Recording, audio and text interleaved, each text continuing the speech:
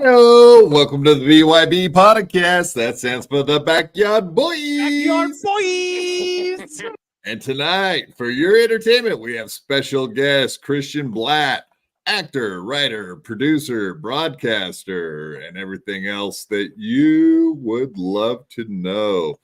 Christian, how are you doing this evening, sir? I'm doing great. Thanks so much for having me back on. This is the first time where I'm scheduled. Last time I was a little bit of a party crasher, wasn't I? Oh, I don't know if you crashed it. You definitely made it better and more fun. We definitely had a lot of people on screen that night, so this is a little less hectic. So we should be able to get some more definitive answers from all the things I wanted to know, because I definitely have been a fan of yours. So it's great having you on, sir. You know, I had mentioned to my wife after that I jumped on. She's never met Liam McEnany, who was on that show, but she's heard me mention him. You know, she knows that I know him, and I explained that I jumped on the show, and I explained that Derek, the host of it, was a fan of my work, and my wife said, "Really?"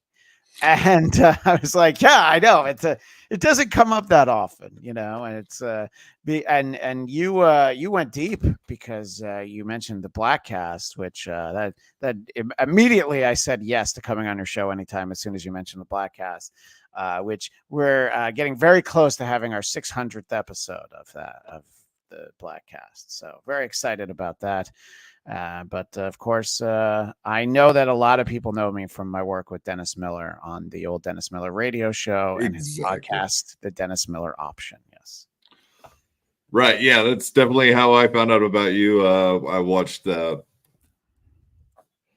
shouldn't say watched, because I listened to the radio program with Dennis Miller with you on there, mostly from 2012 through around 2015. Right. Yeah, it ended kind of abruptly in 2015. So exactly. You could have listened longer, but the company who syndicated the show had other ideas. That was Westwood One. Yes, Westwood One did the radio show, and then 2 years of the podcast were on Westwood One years later, 2019, 2020. So we ended up back over there for a little while, Dennis and I. Hell yes. I remember him making the prediction that there's no way Hillary wouldn't lose. And that was kind of the end of it. They just started with the I think it was they'd pretty much decided on Trump versus Hillary, but it maybe not even that far along. But he definitely had said the interesting Hillary. Thing is that the radio show started in 2007. And in 2007, so our first episode, Rudy Giuliani was one of our guests, because Dennis was that's who he supported through the early part of the primary. So he was convinced that Rudy Giuliani was going to be the nominee. And I think a lot of people were, when you think about him now with his hair dye running down the face, scheduling a press conference at Four Seasons, whatever that place was, it was like your lawn furniture instead of the actual Four Seasons. It's hard to imagine that guy. But in 2007, he was still fairly beloved, not just in New York, and it kind of seemed like a no-brainer. And that first episode when we started the show is a lot of conversation about how, well, obviously this year is just going to be going through the motions until we end up with Rudy versus Hillary. And Hillary winning, of course, right? Yeah, and in 2008, and even very early on in 2008 in the primaries, everybody was like, "Yeah, we can't imagine." And it was sort of a foregone conclusion that Hillary was going to be our next president in 2008. We're not even talking about 2016. In 2008, right. That was the expectation. And I was listening to some old clips from the show for something for the show I do on the Who Are These Podcast Network, Who Are These Broadcasters. Mike makes the point that Rudy had the 9/11 momentum. He was America's mayor for like a moment in time, and that moment in time, right around that time. Yeah, it lasted through like 2007, and he just sort of, in a weird way, kind of got out of the primaries in 2008. So I always figured it was not based on anything. I'm like, okay, so somebody knew something and he didn't want it to come out. So he's like, okay, I'm going to just go ahead and bow out. It was like, I had a headache on a flight to Missouri, so I'm not going to do this anymore. So, we've seen the behind the scenes clip of Giuliani getting an underage girl putting her hands down his pants. Do you remember that from Borat? Yeah, in the Borat movie. Yeah, that. Which that Borat movie, I think. The first one was such a surprise, but there still was a lot of good stuff in there, and I think that actress's name is Maria Bakalova, and she's great. Well in that over Borat 18, movie. but she well looked over under 18. Yeah, she could pull off 15, 16 for sure. Yeah. Yeah, so, once upon a time that might have been my type. 18, 19, but maybe well under 20 years old. Long time ago, Derek. It's such a long time Frankie ago. McDonald would say. Yeah. Same here, man. It seems like forever ago. I was that age for sure. Yeah. All right. Well, I did want to get into some of the past, your inner workings with all the famous people you've worked with and all the great things that you've accomplished in your life.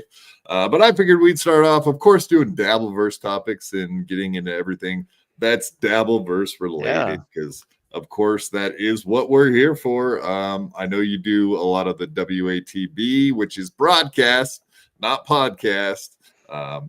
With all your broadcasting experience, that just makes sense to do the WATB, right? Yeah, it was an idea that it was sort of a poorly formed idea at first, and I kind of pitched it to Carl before we started doing it, and it was like Lady Carla, you mean? Yeah, Lady K, yes. Yes. So it's interesting because I was going to be back in New York, in New York City, just for a bunch of things. And then I built time into that trip. I'm like, you know what? I'm going to go drive up to Rochester. I'm going to do WATP in studio. I'm going to talk to Carl. So I'm like one of, a very short list of people where it was like, well, the best thing for my career is going to be to take like a 5-hour drive to Rochester. And it absolutely was. And yes, as Count Connor, my pal, says, Rochester. Which if you were to look at the state, it's not shaped where that is the armpit of New York State. I believe that is Syracuse, but don't hold me to that. But in any case, just the idea was good. And it was Carl's idea to pair me up with Eric Zane, who I had heard on WATP before, but I didn't actually know. I'd talked to him like once before we did the show together, the first official episode of WATB. But I don't know, we have fun, and that's really what it comes down to. And, we get some interesting contributors. like this guy, Reverend Shitstain from the Discord. We've had Hack Ride on. That's his. Oh, wait. Reverend Shitstain, that's his huge accomplishment that he's been to a Discord. Wow. Shout out to Reverend Shitstain, who I know. I'm just giving him. Well, that's how I know him, is through the Discord. No, that's how I know him too. Me. I just happen to have met him in the Discord 100%. Oh, cool. Yeah. And Hack Ride, America's favorite demon. Yes. And we had Jackie Martling on, and Don Jameson's been on, I think, 3 times now. So, right. I know a handful of people that I lean on them every once in a while and say, like, hey, do this show with me. So I appreciate everybody. Yeah. Speaking of Adam Carolla, he was part of Westwood One too back in the day, right? Or is he still? No, not anymore. I think his podcast is still distributed through Podcast One, but I don't follow sort of the behind the scenes. That's but he had been at Westwood One. They produced Loveline, and I don't think his morning show, where he was the West Coast show that took over for Howard Stern when he went to Satellite. I don't think that was produced by Westwood One.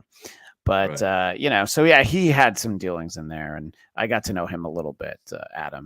Dennis and Adam got along fairly well. And, Adam used to be on the show. He guest hosted for Dennis once or twice. So I know him very little. He would probably not remember me, and that's okay. Nobody needs to. Right on. Did you go to any of the WATP events? Did you go down to Tampa or no? I'm currently figuring out what would make the most sense for me to do at Hackamania in Vegas, which you can go to hackamania.com, use the promo code WATP for 20% off, and I'm excited for that because there's a lot of people that I want to meet that I'm sort of a fan of from afar. Ray DeVito. Ray DeVito. Ray DeVito. I'd like to see Ray DeVito. And I know that your buddy John Melendez is not a big fan of Rocco, but I would like to meet Rocco. If I leave that weekend and I don't get a picture with Tukey, I don't mean Rocco. I mean, I want a picture with Tukey, the puppet. I'll be disappointed. If he doesn't bring his Andrew Dice Ray puppet, I'll also be upset. So I'm planning for that, Peter Sky Parker, Christian, let's see your best Carl impression, or Lady K, as we're supposed to say, as you say, my boss, or compadre, whatever. I've had some of the least bossy bosses you've ever had, Dennis Miller being one of them, and Carl lets us do a show on his platform. The problem with the Carl impression, I do think Rocco does a pretty good one. My favorite is Chad's because it's just so manic, and it's like, hey, producer Chris, what do you think? And I'm like, it doesn't sound anything like him. Like that's but I don't know. I'm not a fan of Chad, but man, that's spot on. You think that's spot on? Yeah, exactly. But I do like that Tukey does a subtle impression of Carl. Tukey never says the word exactly. Tukey always says the word exactly. Exactly. Yeah. So that guy stuff. Exactly. Yeah. Guy stuff. Yeah. Yeah. See, you know Rocco. You know what he's up to. You know what Tukey's up to over there. Yeah. Yeah. 100%. Yeah. Everybody go to Hackamania. Use promo code Ray or Tukey or promo code Cardiff. Even though Cardiff won't be there, promo code Cardiff actually works. So. Exactly. Yeah, exactly. Yeah. So I don't know. If that was a super chat, maybe I would have done an impression of Carl, but there you go. Yeah. I do it for free. I'll do an impression of Chad's impression, So and speaking of which, everybody go ahead and hit that like button, smash the subscribe, and of course turn your notifications on because that just helps us get into the algorithm, whoever that guy is. And memberships, I pinned the link at the top of the chat. So if you guys want to get a membership, all you have to do is hit that link. It'll take you right to the correct page. Of course, You guys all know how to turn on the gifted subs. I'm probably just reiterating all this nonsense for no reason, just to hear myself talk. But in the description, the toggle for the gifted subs exists. So if someone is nice enough to give out some free memberships, you may be in line to get one. So go do that now. Now, have you ever gotten a gifted membership to a YouTube channel because you were watching? Yes. I've gotten a few of them actually. Right. I've Same here. I've gotten them for the Shuli Network, or I don't know if I have to call it the Shitware Network on this channel, but no, you're good. I've TSN, gotten, whatever. Yeah, I've gotten a Cardiff. At one point, Cardiff's members were called Cardiffenders, and I think I've been a Tukey member. I've been a member of a lot of channels, but because I have gifted memberships turned on, I ended up with a gifted membership to Who Are These Podcasts, and I feel like it ended up in the wrong place. If I had one, I was like, oh, somebody else should have gotten it. But I want to get the freebies to all these channels, so I'm in the chat right now. So somebody can gift me a membership to your channel, Quadfather. I like free. Give me free stuff. We all want free stuff. That's the American way. 100%. Exactly. Right. Speaking of Hackmania, we do have this guy that everyone is claiming has ripped off all the people that he's asked for donations for, and that would be Joey C, grifter ? We shall see. Come Hackmania, we're not that far away now. Well, it's the 15th, so we're only 2 weeks away, pretty much. 2 weeks away, yeah, exactly. And right, 2 weeks away, and I don't know if you picked up on this story, but it sounds like a lot of people are under the impression that Joey C may have squandered all his donation money on gambling in a casino or doing who knows what. Well, you mentioned the great Ray DeVito, and I heard he was on WATP earlier for, I guess it's tomorrow's audio episode, and this came up, and Ray said he had gotten a text from Joey, and Joey says he's going to Vegas. So the idea is that people did like a GoFundMe or just donations so that Joey could go to Hackmania. 100%. But then I guess Joey was spotted in some casinos. Is that what I should understand? Yes. Yeah. I mean, I think I saw the first, it was like 2:00 in the morning. So like 11 o'clock Pacific time. Sure. I seen him go live one night and I knew it was very, very late for him, but he was walking around a casino, and that was just like a week after he started doing the donations and trying to raise money to go to Hackmania. And he was talking about buying plane tickets, buying hotel rooms. I know that like Dr. Steve had just been on my show, and indeed he had given him a nice chunk of money. So I was assuming the second I saw Joey C in a casino, the wheels started spinning, and I was like, "Oh, there it is! This guy's just gonna blow all his money." He was at the roulette table, and he had 2 actually physically printed out tickets to Vegas, and he put them on red. And he's like, "Yeah, this will be all right. I'll end up with 4 tickets when I'm all said and done." You know, that he's already translated all the donations into losings. Yeah. Can you imagine Joey C standing at a roulette table and losing and then screaming at the dealer like, "You son of a bitch, you tricked me. No, I had him on black. No. This is wrong. You did it wrong." Dang Lizard seems to think that Joey C's always playing pachinko. So yeah, I guess, I don't know. Do they have pachinko parlors in Florida where he lives? I know. Sure. I remember when I went to Japan, they were everywhere. But I don't know every neighborhood in Florida. That sounds like a Dennis Miller reference to me. Pachinko. Joey C is playing pachinko. Yeah, which exactly. You want to talk about impressions? The impression of Dennis basically was created by Dana Carvey, and then everybody kind of does that one. Kevin Pollak used to do one, and it was basically Carvey's impression. So right, yeah. We could definitely talk about that, but yeah, both of those guys being on Weekend Update, and of course Carvey playing Dennis Miller on SNL was one of my all-time favorites. Man, that was so good. Dana Carvey's one of the great all-time impersonators. for sure. Yeah, he's great. And, obviously I got to know him through Dennis, but he was kind enough to do like a 10th anniversary episode of the Black Cast a couple years ago. John Lovitz did our 500th episode. So, That's amazing, I have occasionally leaned on my history with some people. And well, of course, you got to do that. Yeah, I mean, you come have on. to. Yeah. I mistakenly keep thinking that it's going to lead to my channel getting monetized. So all the things you could do tonight. Go ahead and subscribe to the Blattcast, BLADTCAST, on YouTube. I don't even care about the audio version anymore. But right. For some reason it's Blattcast 3174. Don't ask me to explain how that happened. I think I clicked on something.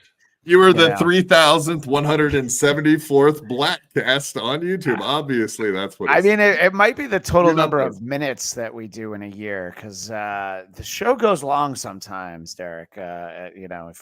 Whenever you've checked it out, it's probably been a long episode. Yeah, absolutely. So, yeah. Everybody, of course, go subscribe to his channel. Go check him out on Twitter. And you go look at everything he has up there on the website, 100%. But guess what? You can't do that until the episode is over. So don't go anywhere till then. But yeah, those are all of his plugs right there. And we're not even going to make him leave. That's how nice we are here at the BYB. Yeah. Just because you do your plugs doesn't mean you have to go anywhere either. No, I'll plug early and plug often. Yeah. Do it. Dang Lizard gifted 1 BYB podcast membership. Beep, beep, beep, beep. What I love about Dang Lizard is that based on the comments on Who Are These Broadcasters, Tuesdays at 2 p.m. Eastern, 11 a.m. Pacific on the Who Are These Podcasts YouTube channel. There's times where I'm like, oh yeah, Dang Lizard really hates me. And then I'm like, no, Dang Lizard just has a pretty good sense of humor. And then I go right back to like, no, Dang Lizard really hates me. But I love Dang Lizard. Dang Lizard is very funny. I don't know if you get this guy in your chat, but we have this guy, JFK Head Chunk. Where like his username alone is funny enough, but just some of the content. I had to tell my co-host Eric Zane on yesterday's show, JFK Head Chunk is the second funniest person on that show, and I'm not going to say which one of us is number 3, but the chat's really, being able to do these things live and having the people in the chat, and we are one of the shows. I know you're like this too, Derek. If we don't only put up super chats. If somebody says something really funny in the chat, we will put it up. You have to. I understand that some of the shows are so big. Like Kevin Brett has got 1,000 people watching him live, so that chat's just going way too fast for him to do anything but do super chats. But I'm on Ray's show and Stuttering John's show all the time, and the funniest part about both of those shows is absolutely the super chatters. It's just ridiculously hilarious. And I go on their show and I pretty much just sit there and laugh at the super chats the entire time I'm there. I've seen those where you're especially with John, where you're laughing at the super chat. And what I didn't expect to have anything complimentary for John on this appearance, but the fact that he reads almost every word of almost every chat. There's times where it's like things about his kids, he's not going to say it. There's words that he knows better than to say, but he reads some of the most terrible things that people say about him and his family. It's like the Tom Brady roast, but 7 days a week. Well, he understands how to keep those return customers, man. That's what it really comes down to. If you just blow them off, then I mean, some of those people just over and over and over with $2 comments that are horrible and horrible and horrible. But he gets it. If you tell them to go screw themselves, they'll be gone forever, and that's who knows how many dollars in the wallet every month. So you got to keep them coming. No, and I see shows that get $50 and $100 super chats, and I'm like, oh my god! I mean, for $100 super chat, I'd probably leave my family. I would just say, like, what do you need me to do? Do I need to rub somebody out for you? You're in charge now. You gave me $100. A rub and tug. Chat. Yeah, right. Exactly. And Peter Sky Parker here. This guy's royalty around the Ray show, the Rock Bottom podcast. Peter Sky Parker gifted 1 BYB podcast membership. Beep, beep, beep, beep. Hell yes. Thank you guys. Dang Lizard, Peter Sky Parker. We appreciate that very much. Keeps this show, keeps the lights on. Keeps the food on the table. A little while ago, David Futterman asked if I would go to a 10-year anniversary for a job that I lost. And it depends on the job, David. But if it was, the old Dennis Miller radio show, that's essentially I've done a podcast for, like 9 years where we kind of try to do a reunion a few times a month, basically. And but yeah, I would probably organize a party, and as long as I got to wait. Did you just say you hang out with Dennis twice a month? Is that what I? No. I'm talking about everybody else that I worked with. Dennis, I see a few times a year, and I was telling you before we started, I went to a Dodger game with him about a month ago now, because I'm a Mets fan, and Dennis's son went to NYU, so he's a Mets fan. So the Mets were in town here in LA, so I saw him there. It was great to see him, but we didn't really get to catch up, so I didn't get to lean on him to ask him to be on the Blackcast or who are these broadcasters. So he lucked out in that way. He probably doesn't like to talk too much when it comes to sports, right? Because he's so into the sports. He's into football. He's into baseball so deep. He likes to talk about it, but I'll tell you, his son kept score. And, that's what I was going to ask. Yeah, his son, Dennis with the pencil and everything. Dennis doesn't keep score, but his son. And it was a lot of like, what do we think that was? Like, was that a hit? Was it an error? Inside baseball, if you will. Literal and inside baseball. So so no, but I don't see him very often, but we trade a lot of emails. I always like to send him he likes to see pictures of my kids, because he doesn't trash my kids. He does not trash my kids. He enjoys seeing them. Okay. It sounded weird how you said that. He likes to see pictures of my kids. No. Do we have some breaking news here on the BYB podcast just like about Dennis Miller likes to see You're right. kids? I put it the wrong way. I keep him updated on Dennis Miller likes to see kids. Yeah, first day of school, Halloween pictures, that sort of a thing. Stuff that I put on social media, but he's not the most tech savvy. Your kids' guy, drawings, maybe even. No. I mean, it's like it's my no. Kids Did you? like I don't know if you were stuff. keeping up with Stuttering John yesterday with all the new supposedly Shuli's kids making drawings. Actually, I did not see about that, but I did see that your buddy John got in the same episode where he tells Andrea Brower to not be so stupid that people can fake email addresses. I didn't email you, Andrea Brower. He's convinced that producer Chris from Who Are These Podcasts sent him an email that said, ha, ha, ha, we win. And not realizing, of course, that that's not producer Chris. He has no interest in communicating with John. And so I'm aware of that. And if we're going to talk about producer Chris, I'll do a plug that's better than all of my plugs. I guess Chris's daughter has recently had some surgery and could need some help. So people could go to producerchris.com if they want to. If you enjoy Chris on Who Are These Podcasts, like I do, it's sort of like, anybody who liked Stern back in the day, like Fred Norris, he was great with the drops. And he wouldn't talk that often. But when Fred did say something, it was like almost like a silent assassin. And to me, producer Chris is the Fred Norris of Who Are These Podcasts. And I know his family's going through something right now. He does not have time to write to your buddy John and say, ha, ha, ha, we win. And much less get into a back and forth. They're like, no, I'm the winner. No, I am the winner. No one's a winner on that email thread. Whoever fake emailed John. Well, that's very interesting. Bob Sacamano, Canadian 1399. So I appreciate that, Bob. Thank you very much.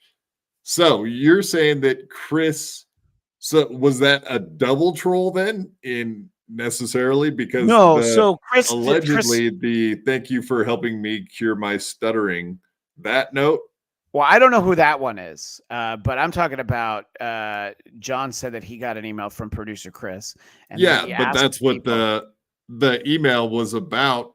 that he was saying that he wrote that email Okay. that tricked John, and then he got an email saying, "This is producer Chris. Right. I wrote that email. Gotcha." Right. So But yeah. help And by the way, the doesn't- fake producer Chris email is probably not from the person who sent the fake I'm a stutterer and you cured me email.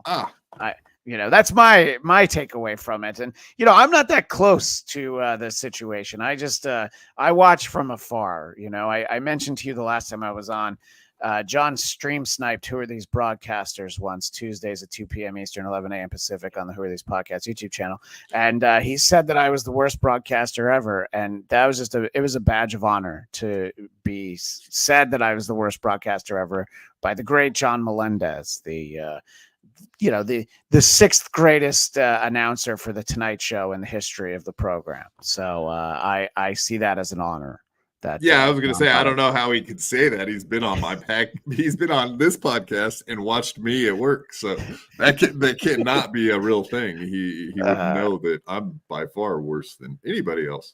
So there's that. Right. Yeah. Although Beloved Chatter is saying the guys who have covered John incessantly for 14 months don't have the time to send an email. That makes sense. No, Beloved Chatter. We do. You are a Beloved Chatter. But I mean, his daughter was in surgery yesterday. So no, he didn't have time. He at that time didn't. But the idea that look, I don't know that much about the shows on the Shuli Network because I only had that free trial that one time. But I do watch a lot of Who Are These Podcasts. That's how I ended up doing a show on the network, is because I liked the show and Carl had me on, and we hit it off fairly well. There is very little of that show that is John Melendez. But if John mentions Carl by name, then that usually turns into like, all right, well, now we're doing a segment on him. There are way more entertaining shows that they look at on there. I would argue to anybody who doesn't watch Who Are These Podcasts, I would say Patty C. Cups, Tom Myers, and definitely That Reality Show are all far more entertaining than clips of John. As Liam said on your show when I was on last week, Derek, John is actually a very boring person, and he's not that interesting. Yeah, Liam said that a lot. Yeah, and over and over. You can see how much it bothered him, and I thought about it, and I'm like, oh yeah, it is. It's best when you have these clips, and I don't like when they take clips out of context and they make it seem like you're so. Give me an unedited 2-minute clip, not a Vince the Lawyer clip where he's gone through it and done a bunch of stuff to it. I'm like, okay, I kind of like that. Some of these podcasts, it's not even John. John is not the longest podcast out there.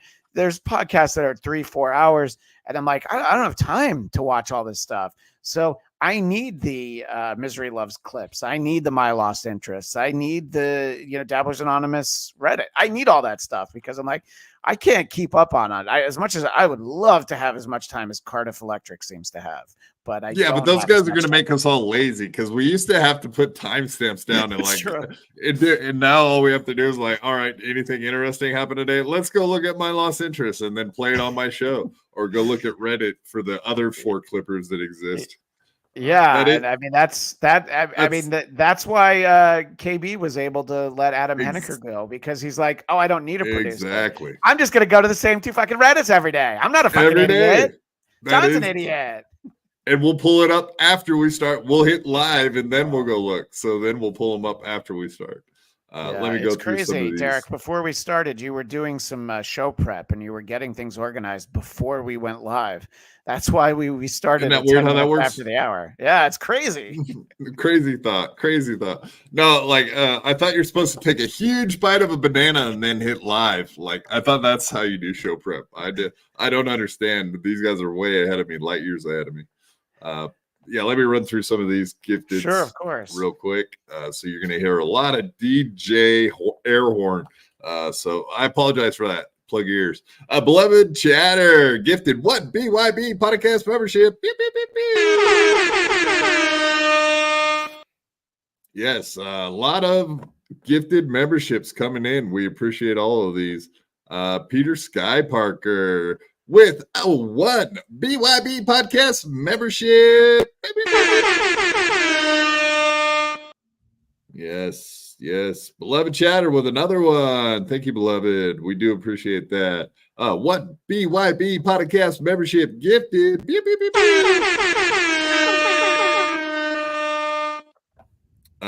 This is somewhat like the Shuli Network where we got to do the, Oh, yeah, kind of like that. This is our gimmick. I apologize. I rarely have this many one memberships gifted to come in at a time, but here we are.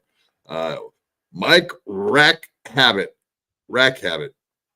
Oh, no, my crack habit. Yeah, so I believe that's Hunter Biden. Oh, like Mike. Sure, that's Hunter Biden. Yeah. Hunt. Right. Like, okay.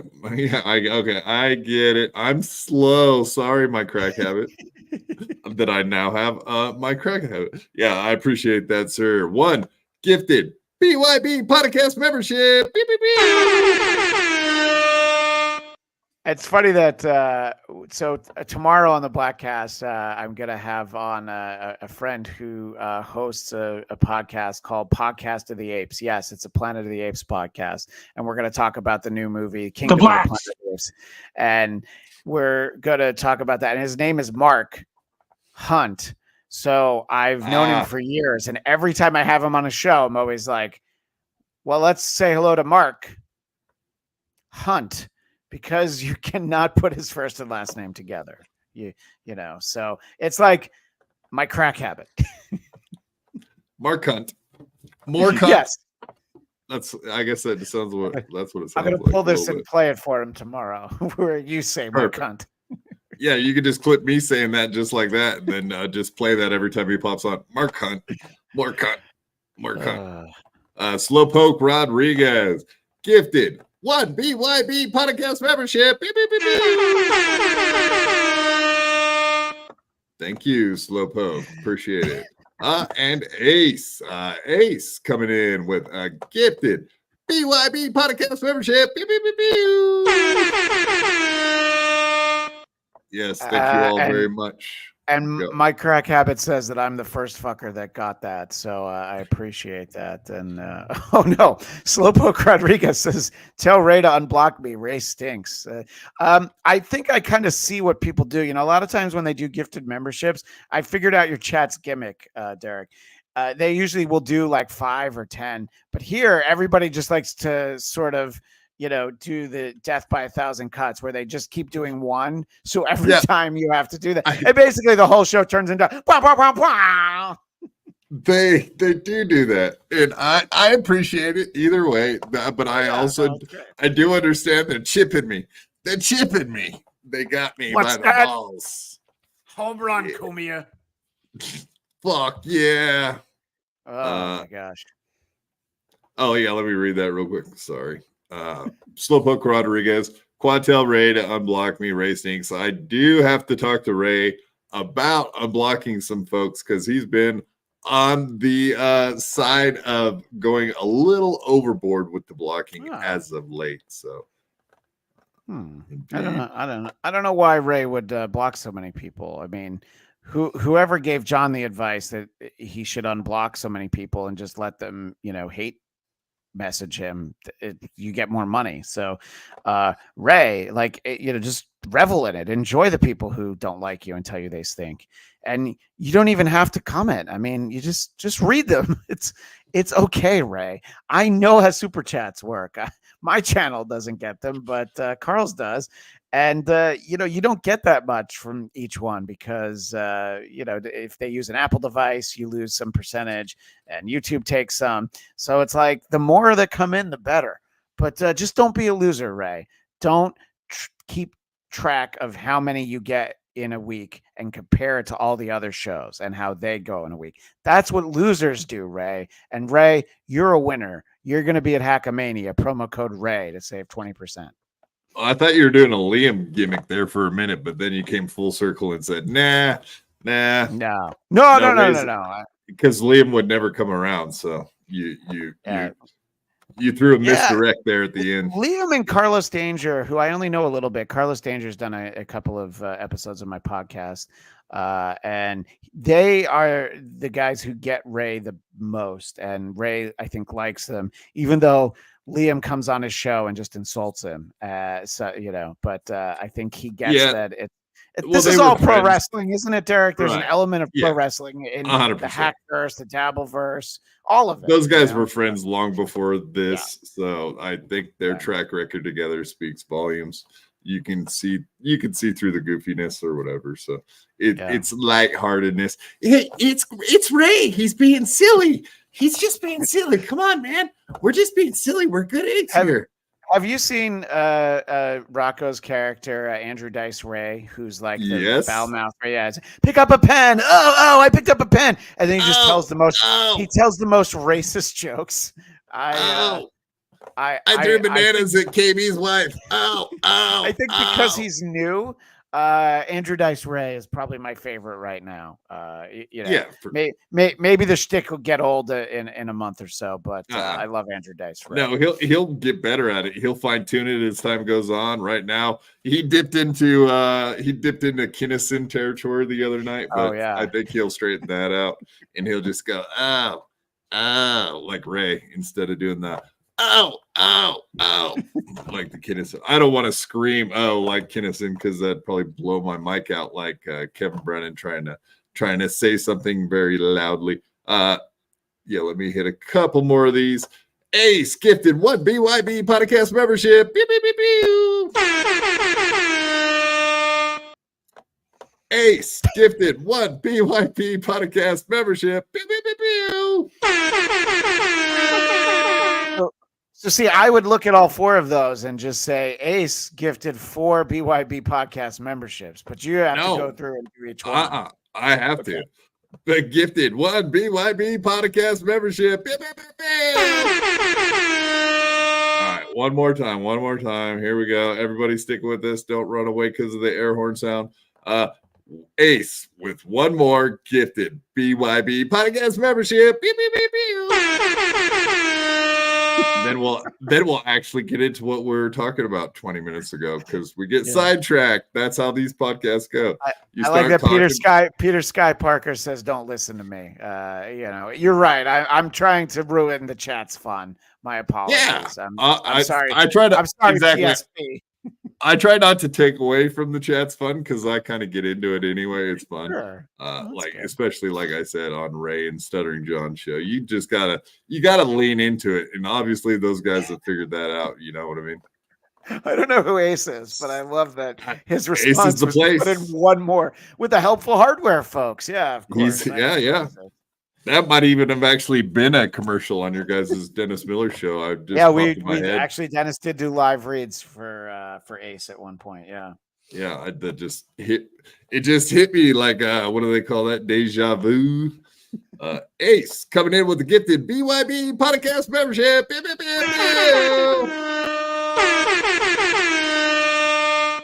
I think he's just trying to get me to the place where I can't even freaking say it anymore. Pew, pew, pew, pew. Like he's just they're trying to break me down. Yeah, and Ace says that's why I don't get money, and you're probably not wrong, Ace. But and of course, Peter Sky Parker responds. They're like gifting 1 BYB. Right. No, that should be your tagline, Christian. Like, give me money. Nah, fuck you. Go away. I don't want your money, you bastards. Peter Sky Parker coming in with a gifted BYB podcast membership. Pew, pew, pew, pew. All right, they're gonna be chipping us now. I have this weird feeling. All right. Yeah. All right, Joey C. Here we go. Back to Joey C. Oh my gosh, back to Joey C. Okay. Fuck. He looks better than I remember, Joey C. They're doing it again. All right, almost. Yeah, that's from today, as a matter of fact. And as you can see, the headline is Tukey Cardiff and OJ kiss my rear end. So he's talking about Obnoxious John, not Orenthal James Simpson. R.I.P. Rest in power, OJ Simpson, right? So he's talking about Obnoxious John. That's who he's talking about. Allegedly. Okay. All right. Yeah, no, he could be talking about the dead one. I mean, the other one, the one that got juiced recently.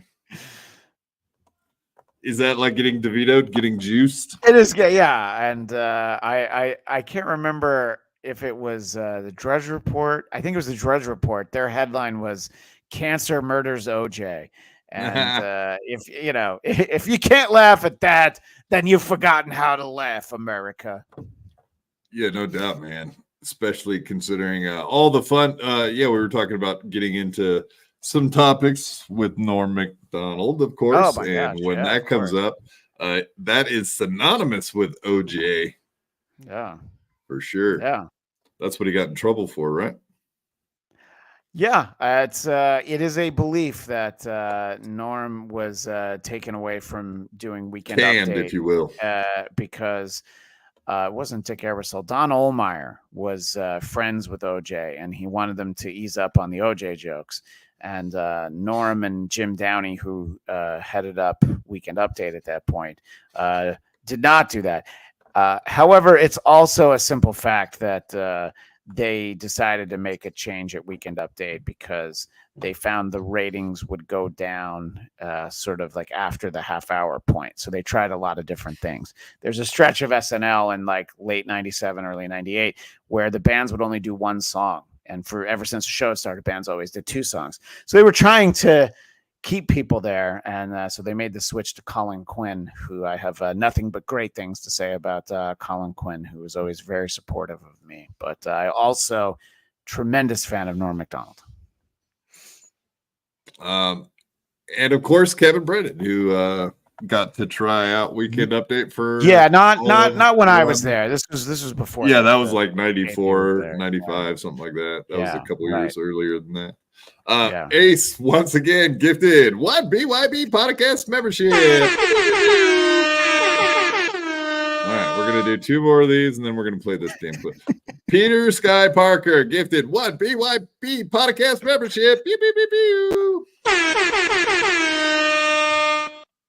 And wrapping it up with Ace with one gifted BYB podcast membership. Pew, pew, pew, pew. I'm gonna try something for you, Derek. I bet Ace doesn't have the guts to send 5 more BYP podcast memberships in a one bundle. at a time. I bet he won't possibly do it. There's no way he'll do it again. Oh, please, man. We can't handle this. We can't do this all night long. We could not bear to do it all night long. Yeah, so this is from today. And of course, he had heard Tukey and Cardiff and all these guys talking about the fact that he raised all the money, but we don't know if he's actually going to show up over there. So is my internet choppy or can you hear me fine? I can hear you fine. Yeah. Okay, let's play this video then. People that bought this and paid for it know we would never do that to them. Here's where if in a perfect let's make a scenario. If I don't want to say nothing negative, but let's say the plane that day there was a weather problem, the plane couldn't fly. So and we couldn't get out of Florida. I would refund people's money. I wouldn't keep their money. That's just an example. So I want everybody to know that. Hello, Kitty. Hello, Jing. And I noticed he's ruffling papers off to the side there. So he acts like he's about to show us like plane tickets, but never ends up doing so, which is kind of weird. I don't know. It's almost like he's messing with our heads or something. Yeah, I do like the non-ironic bush light placement right behind his head. By the way, it's people are critical of John for people are critical of John for drinking so much Coors Light. But I mean, if you've had Coors Light and you've had Busch Light, obviously the silver bullet is the way to go. School. Now people are mad because I tried to goad Ace into sending more memberships, and now Peter Sky Parker thinks that I ruined his fun. I was convinced that he was going to send you like 10 more at that point. So my reverse logic didn't work. I apologize, Derek. But Highly illogical. do you think that Joey sees a man of integrity, and if his That's flight, hilarious. Good joke, Christian. That's the best joke of the day. if his flight were to not get off the tarmac in Florida and he wasn't able to go to Hackamania, that he would refund everyone's money? I mean, he just said it. I heard him say it. Yeah, hurricane. Is he praying for a hurricane to show up so he can have an excuse that he didn't go? Buddy. Now he's like, please God, make a hurricane happen. Boy. So I just want people to understand that. Hello, Mason. Why do people, after knowing me, watching all my blow up episodes, all my streams, all my yelling, my ranting, all my everything I did in the last year, which is, I don't know, 600 videos. Hello, Bobby Nix. What's up, brother? People still feel the need. Abe Froman, thanks for walking me up, you crazy guy. Love you, Josie. Love you too, man. So I posted in the community. Now, I don't remember saying anything in that post that I wasn't going to travel to Hackamania. And then all of a sudden, my phone's blowing up. And people are sending me messages. Tuki's on his show saying, we all knew that, I'm responsible. I'm the one that pumped him up. So I'm responsible for him stealing people's money. So here's why the name of the stream today is, what's the name of our stream? Tuki, Cardiff, OJ. Right? 3 women is how they act. They're like the women, the 3 gossipy women. They always want to make trouble. Can you pause this for a second, Derek? Yeah, so and we can. It's a good spot to discuss too. He's calling out a Muppet, a cartoon potato, and a guy who's an orange, but let's admit, looks like an asshole. And I don't mean he's a jerk. I actually, he looks like a rectum. Yeah, Obnoxious John's great. I did. You'll remember the '90s with him. He's a great guy. So this is what he's fighting with. He's fighting with cartoons and a puppet, and I mean, they're women. And they're less than women. They're not real. You're fighting. He's a fucking potato. You're fighting with a potato. You're an idiot, Joey C. You're a hack. Yeah, for sure. The thing that caught my ear was definitely when he was like, for all the people that know me for the last 600 episodes and have been watching my show and know who I am, they would doubt that I would follow through with something. It's like, no, or that I would grift off of people. No, that's exactly what we think of you after 600 episodes, Joey. Yes, we did pay attention, and indeed, that's what we think. 100%. Also, how's he doing this stream where he can see? Is this Instagram so he can see the comments, but we can't? I'm not even sure what it is. No, when you stream straight to YouTube now, you can do it from your phone. And so he'll do his walk and talks, and he'll be doing it from his phone. But that's the aspect you get now is this weird, regular video from your phone, which is horrible. I don't like it, but it's weird. I mean, can't you put it, horizontal? If you're on your phone, you don't have to do it this way, right? I mean, you could do it the way that people are used to watching content on YouTube. I'm not actually sure on that. To tell you the truth, I know on StreamYard when you go through and do it that way, you 100% can. I'm not sure because you know how they want everyone to do the shorts and they want everyone to walk around doing the IRL stuff now. Yeah, they're kind of forcing people into that position where they do that. So I think this is actually the aspect ratio you get when you do it. So I have not proven otherwise, but I'm not sure. Yeah. Peter Sky Parker said 2 funny things. He just said maybe if he had sideways hands. And then earlier he said, I'd give Joey C a spare key to my house before I gave Ray one. And, yeah, I saw that. That was great. Yeah, I would like a third option of giving keys to neither of them. I would move if they found out where I lived. So Yeah, Peter Sky Parker, right. I'd give Joey C a key to your house. Wow, that's brave, sir. That is brave indeed. Yeah, you were thinking of a third option. I don't know. Is there anyone My more my trustworthy than those two guys? oh, Come on, I now. mean, I'd give it to Cardiff Electric. I trust him with my life, but I don't know No, what you're talking come on, man. That Cardiff, he's a troll. No, that he's an That's- asshole. That's Fuck the whole Cardiff. point. He's the king troll. We should all bow down to the great potato. Fuck that potato. He's an asshole. You're done. Carlos, you're fucking done. We're done. Oh. No, I'm Pick throwing up that a in. pen.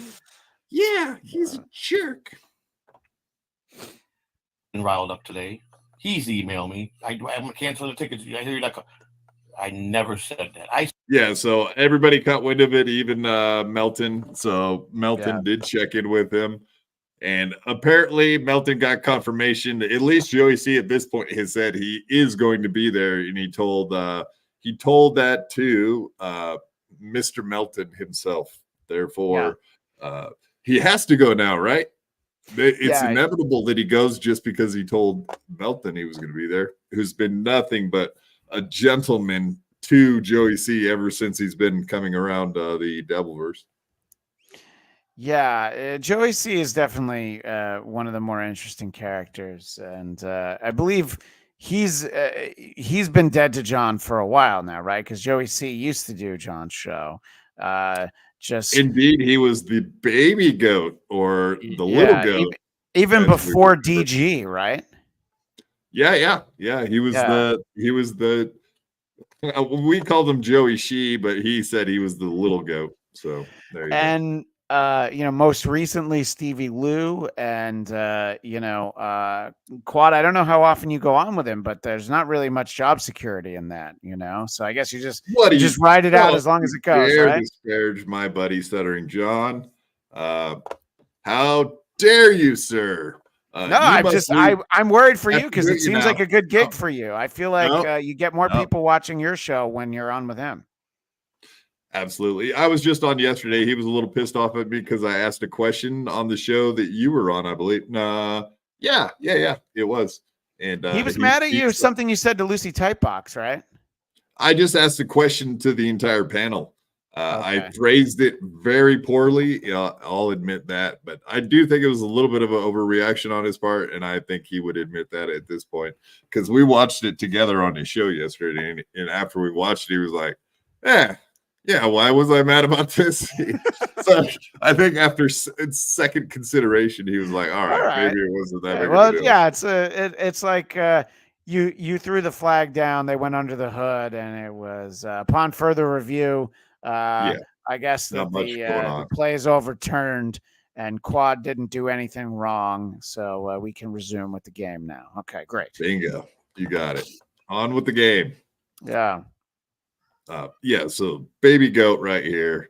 Yeah. And so I guess I could just show this is kind of what started getting everyone fired up is the fact that he was doing streams, and one of the streams was the pimps are trolling for the hose, and this is frickin' Frank. But so he did like 3 of these casino streams, like in real life streams, and then he took them down. It wasn't really until he took them down because that makes it look like you're guilty when you start taking videos down that you did something wrong. So everybody assumed like, oh, he probably dumped all his money that night at the casino, was broke, and then was like, all right, well now I have to erase the evidence that I was at the casino blowing everyone's money. And a lot of people have been very generous. Like I think Dr. Steve was one of the first ones. Ray DeVito, I know he actually threw him a couple bucks, and I mean over $100 each one of these people at least. So there's been some really nice folks throwing around some money to help get Joey C out to Hackmania. I think everybody actually likes hanging out with him. For why, I can't figure out myself. I'm not a big fan, but so be it. Yeah, I mean, I could imagine. I mean, just the list of all the people that are going to be at Hackamania. I mean, the great Dick Masterson was just added to Hackamania, and Joey C would be so far down on the list, of people that you'd actually. Who wants to hang out with Joey C? No, Joey C did puppets long before Rocco did. I remember he would do some late night stuff with puppets. If Joey C were bringing the puppets, then I would want to get a picture with Joey C and his puppets. But I just, I'm not misremembering that, right? There was a weird late night streams like a year ago where he would do stuff with puppets, and I don't know. 100%. I remember. I can't remember the name of it. I'm sure someone in the chat probably could throw it. It was like the old stuff from or the earliest days of television where they had like Punch and Judy, the two puppets that would basically beat the shit out of each other. I feel like it was like that, and that's a Joey C reference. He's like, oh yeah, I Joey C. See, it's pre Lamb Chop. Like that's how long ago that was. Punch and Judy. So yeah. And I remember he did those Snapchat filters too, where he did like President Pickle and Rocco Lee, or I don't even remember exactly what it was, but and then he did a little shark, little Joey C shark. I forgot about that. Yeah. Wow. Exactly. Yeah. You have good recall on this stuff. I forgot. But as soon as you say it, I'm like, oh yeah, I do remember seeing that. And it's a perfect example of how I can't watch all these shows. It's I need the clips. So where's the Misery Love clips of Joey C? We need somebody to clip Joey C to about a minute, and I think we'll get everything we need from him. I actually believe that there's a bunch of clippers that follow Dabble story, and he just had his entire channel nuked. Unfortunately, he did a lot of the Joey C content, which is very unfortunate. But Base Pill still keeps up on a lot of the Joey C stuff. And I know whatever, like Doomspair. Just a shout out to all the clippers out there, not just my lost interest, who's the darling of the Dabbleverse at this point, because he seems to get more play than anyone.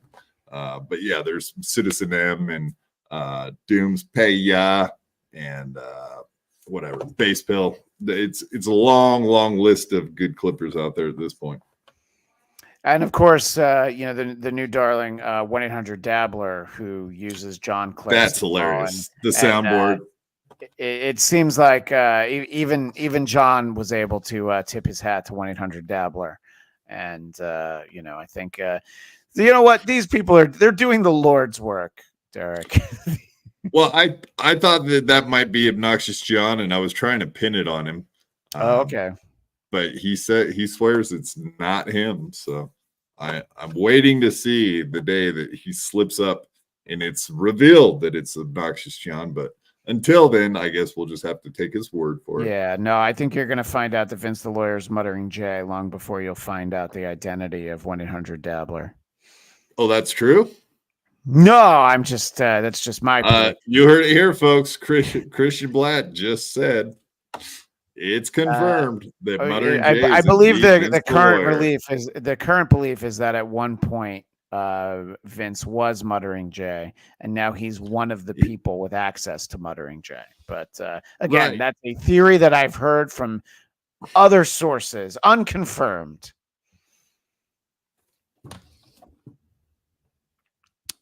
All right. Just getting some messages. So do you have any other thoughts about Joey C? I believe like I said, the second that I saw that he was in a casino, knowing that he had extra money in his pocket, I assumed that meant that he was going to go blow all of his money. So I didn't know if you had similar thoughts, or you assume so. I think that's entirely possible, but I know he told Milton, and I a little earlier today I heard Ray say that Joey C had messaged him and said he was going. So I think he's still going, but I do also think he's lost a bunch of money at some casinos in Vegas. I think both things could be true.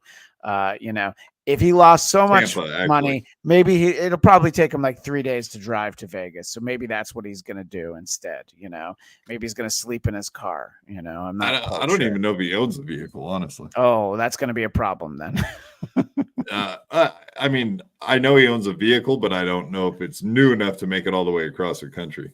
Yeah. I was showing clips of him like a month ago where he was saying, I'm going to go to Hackamania, and then I'm just going to keep going. I'm going to keep going. I'm going to go find myself. I'm not coming back. Like he was saying all this really cryptic stuff. It was very weird. I hope he wasn't planning on driving to Maui. That seems like something that perhaps the great Joey C would think was a good idea. Swing by LA, go to the Santa Monica Pier, and just drive straight off of it and keep going until you get to Hawaii. Good luck with that. Yeah. You'd almost have to be a humpback whale like Melton to pull that one off, buddy. That's not nice. Well, it's not nice. Get in trouble. That's the important thing. I'm gonna get in trouble at Hackamania like that. No, look, I think that the way that I handle a lot of this stuff, it's like early in Pulp Fiction, John Travolta. He's in the car before they accidentally shoot the face off the guy Marvin. You have John Travolta saying, "Man, I don't even have an opinion." And if I was smart, I would have that drop for really just daily conversation. So much stuff comes up and I'm like, yeah, I don't even have an opinion. When obviously of course you have an opinion, but it's like, oh yeah, I don't even, there's no reason to weigh in with opinions on some things. There's no-win situations. There's the Star Trek nerds such as myself will know about the Kobayashi Maru, the no-win scenario, and commenting on a lot of these personalities is definitely Kobayashi Maru. So I am the great Vincent Vega, and man, I don't even have an opinion. I was going to say more like Dove Davidoff. If you can't improve upon silence, then keep your mouth shut. Data points, folks. Keep those data points in your back pocket. Oh shit, I'm getting in trouble. I see every time I say something, it gets back to these fuckers too. I'll say something and someone will clip it and send it to Stuttering John. And now, obviously, what I just said about Melton, it will get clipped and sent to him, I'm sure. And Melton, you're exactly the reason why I said I don't even have an opinion. I don't have an opinion. I whenever I see Melton turn up on WATP or anywhere, I find it to be very entertaining. He was the one who used to do shows with KB, right? Or am I thinking of somebody else? Like once a week. Was Melton turning up on KB? Or see, this is a problem. For a while. Yeah, he was. Right? Definitely. He was on there for a minute, and then it was a very brief period of time there, but it did happen. Sorry, you should put up the comment from Douche Canoe because one, their name is Douche Canoe, and then Dork two, they fucks. said Star Trek is for dork fucks. You're probably right. Yeah, Mondays with Melton. Thank you, Mr. Blue Sky. Yes, Mondays with Melton. I was like, wait, Tuesdays with Telton? No, that doesn't make sense. That's how stupid I am. Blue Sky and David Futterman. No, Flat Cat, she knows it. Flat Cat says, Melton is a laid-back guy with no strong opinions. Right. Yeah. That's the Melton I know. He doesn't have opinions on anything. That's the guy we know. Robert Falcone, Quadfather, keep Melton's name out of your mouth. Oh, what? You get mad? Keep Melton. It melts in your mouth, not in your hands. Uh-oh. Oops. That's a little grosser than I meant it to be. Yeah, that's all right. It's a gross world, Derek. It's fine. All right. Well, let's move on from GOEC topics. We do indeed have one steel toe who has found the ire, at least, of Melton, who has been covering him for at least a year and some odd months. And has brought him to a total meltdown, a total breakdown. Speaking of a Melton down, he's melting down. Thank you, Miss Producer. I appreciate that. Yeah, you gotta help me out with sound effects after anything I say, because I guarantee anything I say will not be funny or relative or interesting. So, 11:55. Here we go. We got some clips from today. I would love to play from the Steel Toe Morning Show. From Steel Toe Morning Show, yeah. And if you haven't been keeping up, I could break it down a little bit, but Well, I obviously know a little he bit about it. I really, before it even got to April, his current co-host, like we didn't, because we do Who Are These Broadcasters on Tuesdays, 2 p.m. Eastern, 11 a.m. Pacific on the Who Are These Podcast YouTube channel. Everybody had shared the clip of his co-host that just kind of like broke down and started crying. With Johnny Crutches, I think was the guy's yes, name. sir. It was such a great, like, cringy clip, but it was like by the time we came around, everybody had seen it, so there was no reason to show it. But I mean, that was amazing. And then to just sort of follow it up with, I guess, this idea that I guess April, who stopped being his co-host because of the amount of abuse she got, I guess they're allegedly getting divorced. What are your thoughts on this? Or do you want to play the clips? Because I think almost everybody thinks it's real, but I've heard about it, but I haven't actually seen much of it. Yeah, and we will play like clips of Carl talking about it, and he doesn't seem to think it's a real thing, but I can't imagine that it's not real. And there's so much other stuff coming out. It does appear like maybe drug use was involved. We'll play the clips and kind of back it all up, but definitely seems like there's some truth to all the rumors that have been put out there for the last who knows how many months. It's kind of funny, like my buddy Citizen M, who's a Clipper, he was one of the first ones out there saying that she was probably doing drugs, made all those clips about him, like funny clips about her being on drugs possibly. But that does seem to be more likely now than anything else as far as an explanation why everything kind of fell apart. Maybe there was some swinging, maybe there was some drug use. It's hard to say. But let's hear it from the man himself, Aaron Imholt. Woohoo! And like I said, this is from this morning. I was listening in, and this kind of caught my ear. I thought it was interesting. If it is a work, I'll tell you what, it's one hell of a work, because it's really putting their entire family on sketchy position to be doing this, if that's the case. Yeah. We shall see soon enough, I'm sure. But yeah, here's something he was saying this morning. It was interesting to me. Says people say that therapy is gay or dumb are honestly pathetic. Dark humor helps, but so does talking to professionals. Yeah, sure. Absolutely. Let's go. I need to get to I lost my chat again. Son of a bitch. We'll get there. We got some people writing some good things. Tin Man Taylor says save the scorched earth for when the paperwork is signed. No.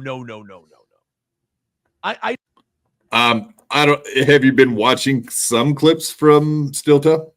Yeah, I mean the clip with Johnny Crutches was the one that really caught my attention. So Johnny Crutchman. Johnny Crutchman, and I it's mostly like sort of secondhand. I know April hasn't been on in a long time, right? It's like at least a month, maybe. Yeah, at least. So I knew that she'd been gone for a while, and I don't know. I think that there's always a chance that everything can be a work, but I guess that it just sort of depends on. I think if you hear from her anything, then it's real.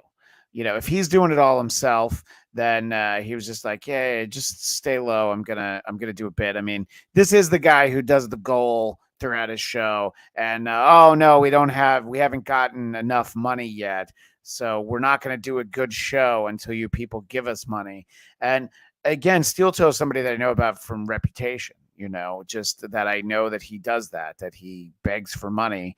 And, everybody's sort of happy to take the money, but that he's just the most blatant about it. So what I've never seen is a Steel Toe clip where I'm like, oh, I get why people watch this show. I've never seen one of those. That's me, Yeah, fair enough. I did watch it at some point. Unironically, that time has come and gone. Now I do watch it a lot, but it's for other reasons, mostly to clip it and find little snippets of that I can trash the poor guy. No, I don't really trash him, but it is weird to see all the stuff going on with the show.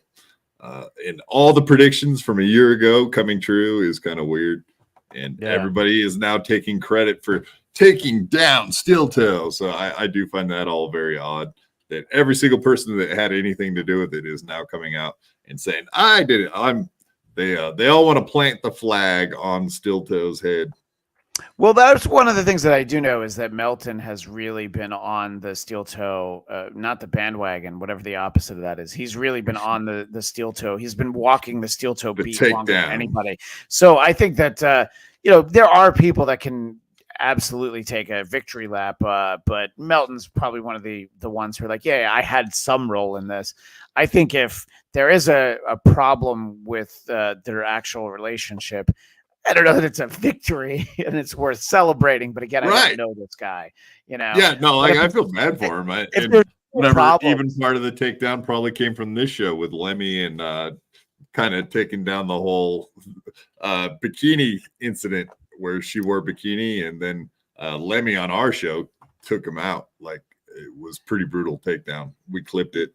Everybody watched it. That whole thing happened. So. Yeah. And, so it's like, okay, I guess these things can happen behind the scenes, but sometimes I guess the fact that it's so public all of a sudden is when people are like, oh, I don't know what I think. So we haven't heard anything from April about this, right? Apparently she did post something on one, like she's been on in one place and said something, but yeah, so but my thought was, so Aaron's already got rid of her. You know what I mean? I'll use a comparison. Sorry, go ahead, Claude. Yeah. No, he just has her phone, and like he put out info. Oh, I see. Her.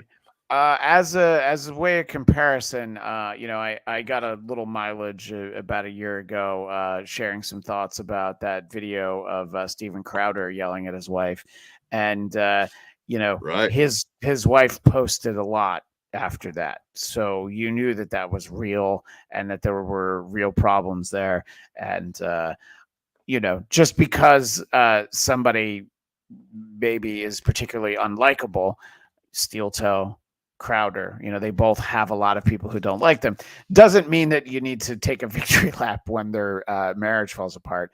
And I don't know what we're going to see in this video in terms of allegations, but I mean, the way that Crowder talked to his wife, you're just like, oh my God, I feel terrible for her. But then, of course, I wonder what people are expecting sometimes. When you marry an Aaron Imholt, it's like, okay, how much is the person you get on the air? The fact that Howard Stern and his first wife, it didn't work out. Well, of course it didn't work out. I mean, who was that person at that point? Now all he does is rescue kittens. So Beth stays in that house with him because you can never bring too many kittens in there.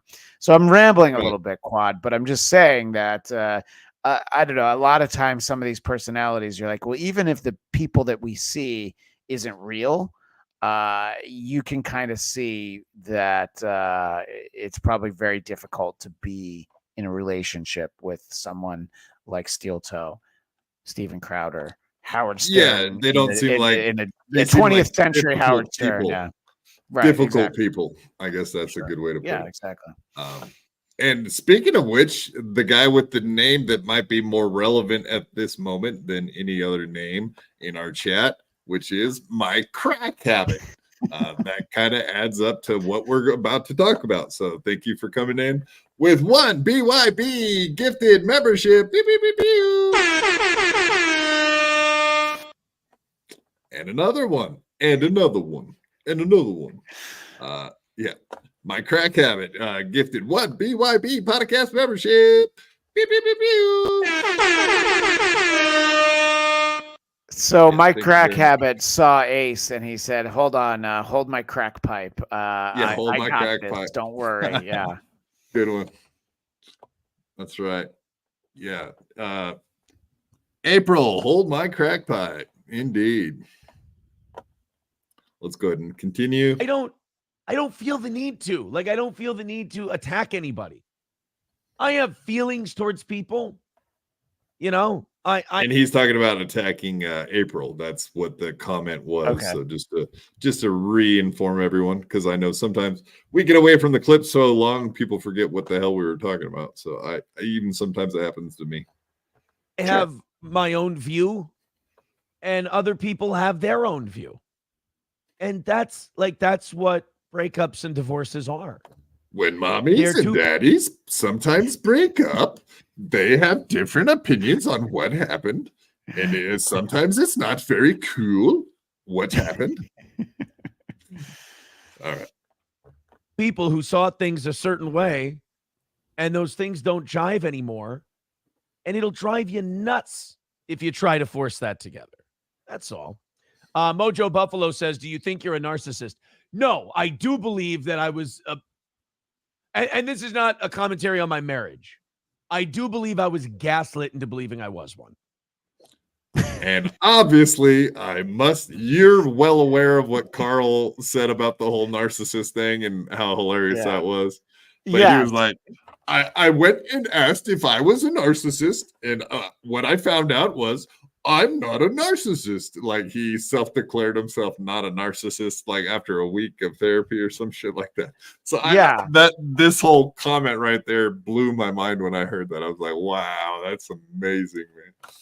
Yeah, look, I think that, obviously therapy is something that could be very useful for some people. You could backtrack to Howard Stern, who at one point was going 5 days a week and it didn't seem to help. But the idea that Steel Toe went like once or however many times, and he's like, oh yeah, I went and now I'm cured. I believe that would be the definition of narcissist, or the way we used to pronounce it, narcissist. Either way, I think that Steel Toe is, I think he fits the definition. Don't you, Derek? I'm not going to say, because I'm so over everybody saying who is and is not a narcissist in this entire little Dabbleverse. That's a very narcissistic worldview that you have. Yeah. Yeah, I'm a narcissist. I've just found out. Thanks a lot, man. Yeah, but now you don't need to go to therapy. You're cured. You've figured out what the problem is, so you can. Well, you can't cure narcissism, from what I understand. So now that I know I'm a narcissist, I just have to live with it, and that's part of part of being a narcissist. And I've learned that from Narcissism Anonymous. Muzzle of Bees. Who gaslit this dork? He is referring to one April Imholt, who apparently has been gaslighting him that he is a narcissist indeed. I have had one ex-girlfriend that constantly called me a narcissist. So it is possible that she did do that, but maybe she was right also. Who knows? As we're paused on this clip, there's that graphic to the right where it's the 30th anniversary of Stoney's Bar in Rockville, Minnesota. Isn't that very cool? Well, it's also like, do you think only people in Minnesota are watching your dumb show? I mean, maybe they are, but it's who Scorch is, right? Carl's featured him on WATP a few times. He has a TV show and he does all these local ads in Wisconsin, but it's like, you're on YouTube, like, I don't know, aim higher. Yeah. And so this is burned into his whole show. And it's like, how many people are going to see that? I mean, if you're Stoney's Bar in Rockville, Minnesota, you should invest your money wiser than on the Steel Toe Morning Show YouTube stream, because how many people are going to see this and go like, you know what, that's where I'm going to go. I'm going to go. He has to just be a fan of Aaron Imholt, like personally, because there is no other reason on God's green earth why that guy would give him whatever, $500 a year. Who knows what it is. Yeah. It has to be like a menial amount too. It's not like a huge chunk. Can't be. I think Little Caesars should probably sue Stoney's Bar and Grill, because that guy on the motorcycle looks a lot like the Little Caesars pizza guy. Especially the colors, right? The orange. Yeah, right. Exactly. It's damn near the right color too. Yeah. He was talking last week like he has to, he does all the gift certificates and the giveaways. Yeah. He was bitching because he had to send something to Canada, and he was like, I guess he just found out that Canada is international. Apparently, it's like, wow, you learn something new every day there, Aaron. It's like, wow. Yeah. I had to put another stamp that cost me 9 extra cents so that I could mail it to Canada. No, he went all the way to the post office and went all the way home with the stuff instead of just filling out the form and sending it in immediately. He made it a whole other trip to the mail, to the post office.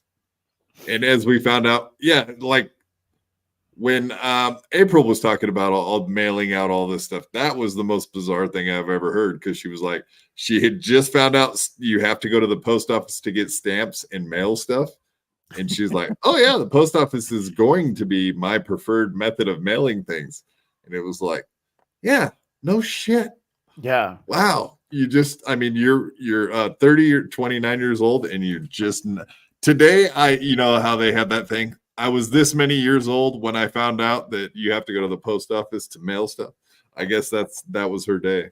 I'm sorry. I don't want to hit somebody when they're down. Are you trying to tell me that April Imholt is only 29 years old? Correct. Yeah, I guess that's... Man. Okay. Well, I guess it's hard living up in Rockville, Minnesota, I guess. All right.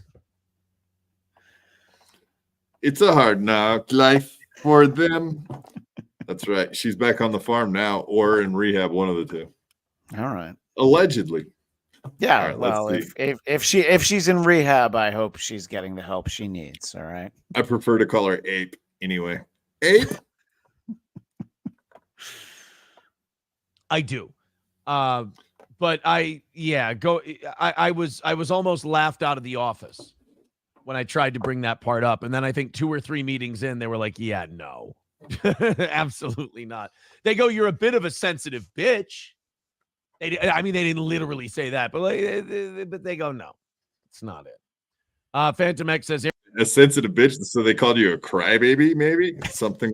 Yeah. I think. Yeah, I mean, we used to call that a pussy. There were other words we used to be able to use that would describe lip that. wrist. Yeah, I mean, we can't say it He anymore. literally has lip wrist, Christian. He literally does that all the time. If we were on Rumble, maybe we could say some of those things, but not on YouTube. But what I'm learning as I watch him is that that Aaron does have a voice for radio. And I know it's an old insult, but I don't know that he has a face for radio, but he certainly has a hairline for radio, because I mean, he's not fooling anybody. I mean, shots fired. Yeah, I mean, just look at him. It's the Incredible Hulk villain, the Leader, with the or possibly the Green Lantern Sinestro. I like to drop the nerd references so that your chat can make fun of me. I don't. Yeah, I was gonna say I don't get any of them, but that's cool. Perfect. Keep running with that. Although Jagged Little Pill says I hate Aaron's fake voice, and Jagged Little Pill is not wrong. He does have that. Now look, I might be having problems with my wife. 6:36, 24 minutes at the top of the hour. 38 degrees in Rockville, Minnesota. Coming up, we've got Jagged Little Pill. What if he Alanis Morissette? What if he wore a V-neck shirt? That would be a really fun look. V-shaped haircut, V-shaped shirt. That would it would almost make too much sense. It'd be too symmetrical. Mr. Blue Sky says he looks like Bert from Sesame Street. But even Bert knew how to manage his eyebrows a little bit better than that. And what are we finding out about Bert in 2024, by the way? That he and Ernie were just really good friends, and they just really good friends. Just really good. They were deeply closeted friends. Deeply allegedly. You don't want to get a lawsuit from the Children's Television Workshop, do you? No, I don't. They got the money to do it too. They can come after anybody. Yeah. Jagged Little Pill, just subscribe to my channel. Good man, Jagged Little Pill. And that's right. Everybody go over there to the Blatt channel. Oh my gosh! So wait, he has 0 arm hair and he's not a swimmer. That is a little suspicious. Look, I get some people have too much arm hair, like Danny DeVito comes to mind, but to have none is very suspicious. How do you say that? Detroit? Am I missing Detroit. That one? Our lovely Detroit. She's a lovely lady, a real lady, not even a fake avatar for once. Oh, okay. She's a lady. Whoa, whoa, whoa. So she's not Gina Bobina. Interesting. All right, I appreciate that, Day 12. Yeah, she's a different lady. Kicked out of the church for sleeping with the women there. For real, no cap. The church I went to on Sunday. I'm not gonna dip my pen in the what do they call it? The congregational ink, if you will. Well, I guess never say never. Nick the Milkman with $5 says therapy is good, from the guy who used to relentlessly shit on therapy. Yeah. Well, I mean, look, got to humble yourself, right? Sometimes when you're wrong, you got to humble yourself instead of fighting it. And I just proved that I'm not a narcissist. That's very cool. Yeah, it's very cool. Yeah, it's so cool to not be a narcissist. It's so cool to not be a narcissist. I'm sorry, I didn't know you're going back to the clip. No worries. No. Yeah. He says, should we rebrand Picking Up the Pieces morning show? No, I feel like the pieces have been picked up well. I really do. I think the show is the way it should have always been. I've said it before. I'll say it again. I will regret putting my partner on the air forever. You know what's funny is when I got in that fight with my parents about, getting engaged and all that. One of the things they said was they said once. They said that whore's going to ruin you. You're a perfect saint, and that whore is gonna ruin everything. Yeah, Mama Imholt said, Aaron, we had a name for girls like her when I grew up, and it ain't scrimp. It rhymed with whore cunt, and so you should be careful. Got him. You got him. Come home to me. Yeah. Do you've seen the AI mama? Come home to me, little scrimp on Mutton Show. I actually have not seen that. No, I didn't realize that was a Mama Imholt. Okay. You got to check that out. Go back and watch some of those. They're too funny. Come home to me, little scrimp. We'll feed the cows and all this shit. I'm sorry, you're about to play the clip again, but this is what I was talking about. This video is 4 hours, 31 minutes, and 36 seconds. Who the fuck is watching this? It's is this like with commercial breaks or no commercial breaks? Absolutely not. He does do clips. I mean, it is a topical thing, right? But nobody wants. I mean, you're from a radio show. Break it up into 4 parts if you need to.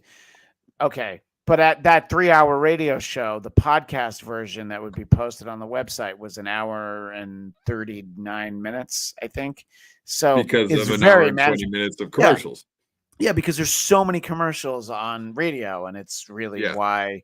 And I listened to it every day for 5 fucking years, and I had to hear all those commercials. You son of a guns!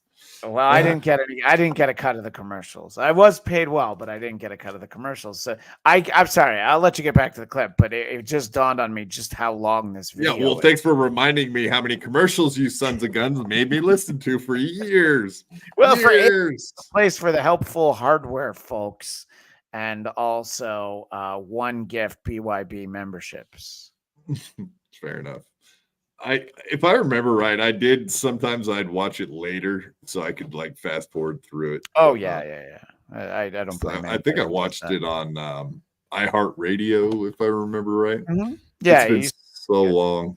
Yeah, I can't even remember what I listened to it from. Oh, it'll be all over. That's before I started fighting with my parents. My mother said, once I see her on the show, I'll know it's over. And that Mama was knew. We even got married. Oh, Mama said. That was fascinating to me because that was well before. I think. Wait. Radio. Your mom's name is Melton? Wait. Wait a minute. What? Back then, and boy, did that turn out to be prophetic. I'll say this: I will never work with a partner again. I want to partner with their own pursuits, their own passions, their own career, their own thing.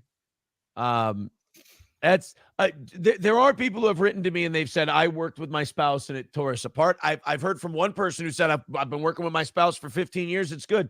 I admire. What are your thoughts on working with your wife? Like, I think it or depends. Not you personally. Not me but personally, but I think it depends on how you meet your partner, whether it's your wife or husband, whatever. Did she already have a background in radio doing? And I No. don't think she did. I don't No, know that she definitely ever not. wanted to do it, but he thought it was a good idea, so she's like, "All right, I'll do that for my husband." I think Right. that there are examples. I mean, like. You can have people that do it as shtick, Oh, well, even like Red Band, like yeah. But outside of all that, Red like Bar. James Carville and his wife, they would do appearances together, and they're like, "I'm a liberal." The she's a morning conservative." the morning Joe. Yeah, right. Exactly. Joe, Yeah. what's his name? Yeah. With And Mika Scarborough and Mika Brzezinski. Brzezinski. Yeah. Yeah. I mean, look, there's times where, and the people that got fired from like the third hour of Good Morning America because they were cheating on their spouses with each other. Yeah. Right. Yeah. That But story it's from last like, year. that's the only reason we know who they are, because it's like, well, they Sunny. did something interesting. Yeah, they stepped out. But yeah, I think that you shouldn't be dragging your spouse into that. The show that used to be Regis and Kathy Lee, forever. It's been what's her name? Kelly, right? Kelly Ripa. Kelly Ripa. And so it used to be her and Ryan Seacrest, and now it's her and her husband. And I mean, her husband's like an actor. I guess they met on a soap opera. But I'm just like, who wants to watch these two? It's like, I mean, Seacrest was never my cup of tea, but I understand he's a broadcaster that a lot of people tune into, so maybe people are interested in. But it's like, oh yeah, we'll replace him with my husband. The guy who fills in once in a while. I was like, no, I'm not interested in that. So I don't know. I'm sure that we could come up, if we took the rest of the show to try to come up with it, we could come up with spouses. But I think it has to be somebody that's already good at the thing you're doing with them. You're right. They're both professionals, both okay right, with being on air, and both okay with taking a lot of shit on the internet. I guess that's the thing nowadays that kills most of the people's enjoyment of the internet is the internet itself, or whatever, real life, whatever it is. Yeah. Recently, Granny and Little Lemmy, who part of the show, Bubba, the Love Sponge, was giving them advice that they should start doing a show and talking about their day-to-day lives. And it was like, this is the worst advice I've ever heard anyone give. And he's a pro broadcaster. It's like, dude, no. That's exactly what will destroy them. It's like, no, don't do it. Don't listen.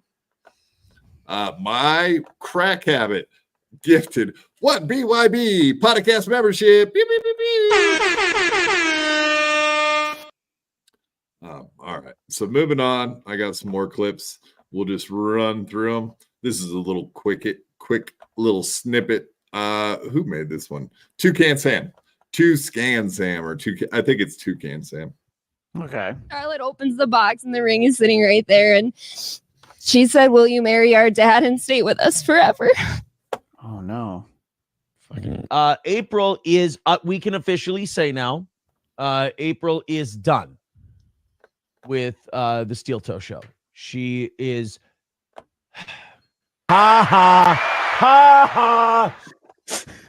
Charlotte opens the box and the ring is sitting right there, and so obviously that is the mentality of Reddit and Reddit, yes, which can be fun and interesting, but allegedly that's what April went and looked at one day and found out that the entire half of the people of the world hate her guts or think that the both of them together are bad. So I guess she found that out and was not happy with it, because that kind of stuff exists. People waiting for them to have their demise and enjoy it. I don't know. It is pretty sad to see where they went from, she's all about the kids and the family, and then becomes part of a radio program or a YouTube program, and then here we are. That's where it leads to. Sad, I think. Yeah, no, it's I mean, that's the problem. Is at the end of the day, I don't know that I've ever hated someone so much, where I'm like watching their content and I want like their personal life to fail, I get it though. Look, I mean, there are people who infuriate me that I see on the internet sometimes, and it's not just Ray DeVito. I'm kidding, Ray. I'm kidding, Ray. Yeah, And Ray. if they were out of sight, out of mind one day, it probably wouldn't bug you too much, to say the least. Yeah, right. Exactly. Muzzle of Bees asks a good question. Muzzle of Bees asks, a face can be punchable, but can a hairline be punchable? Steel Toes definitely is. So, but not that anyone should punch anyone ever. I'm just saying I can see someone thinking that way.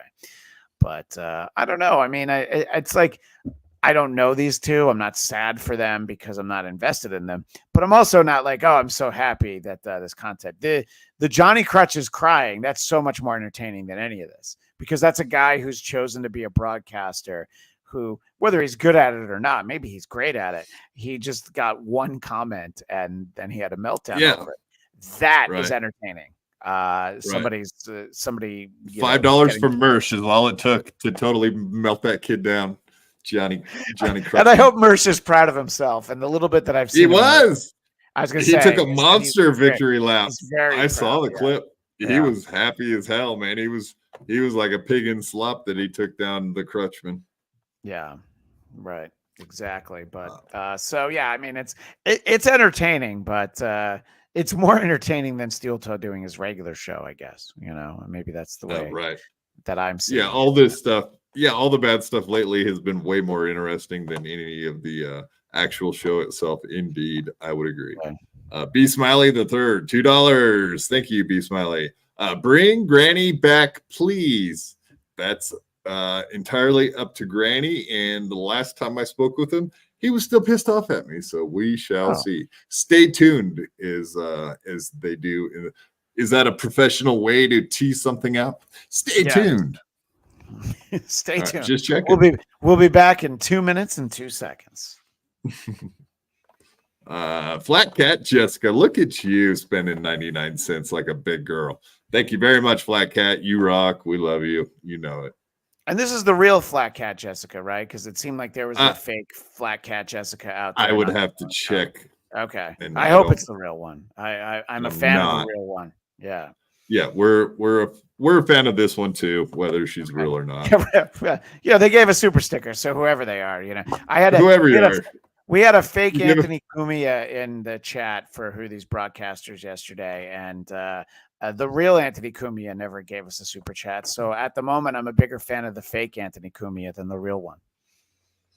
Anthony Cumio. Yes. I've heard that someone refers to him as Pocky every now and then. Allegedly. Right.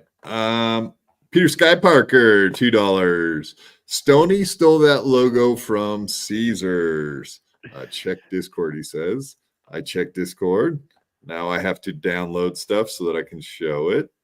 Apparently, I can't just share Discord. Can't share Discord. Oh, that's interesting. Yeah. Copy ad. Let me see. Maybe I can do that. Put it in here. All right. Yeah, I'm doing great so far. We're doing great so far. Here we go. We're doing it. It's happening. We're doing it. Okay. Yeah, I see. I'm watching behind the scenes. I see what Quad is doing, and I love Bob Sacamano's name. It's not a deep Seinfeld reference, but it's a good Seinfeld reference. It's not something everybody thinks about Bob Sacamano. So I'm glad that you're here in the chat tonight.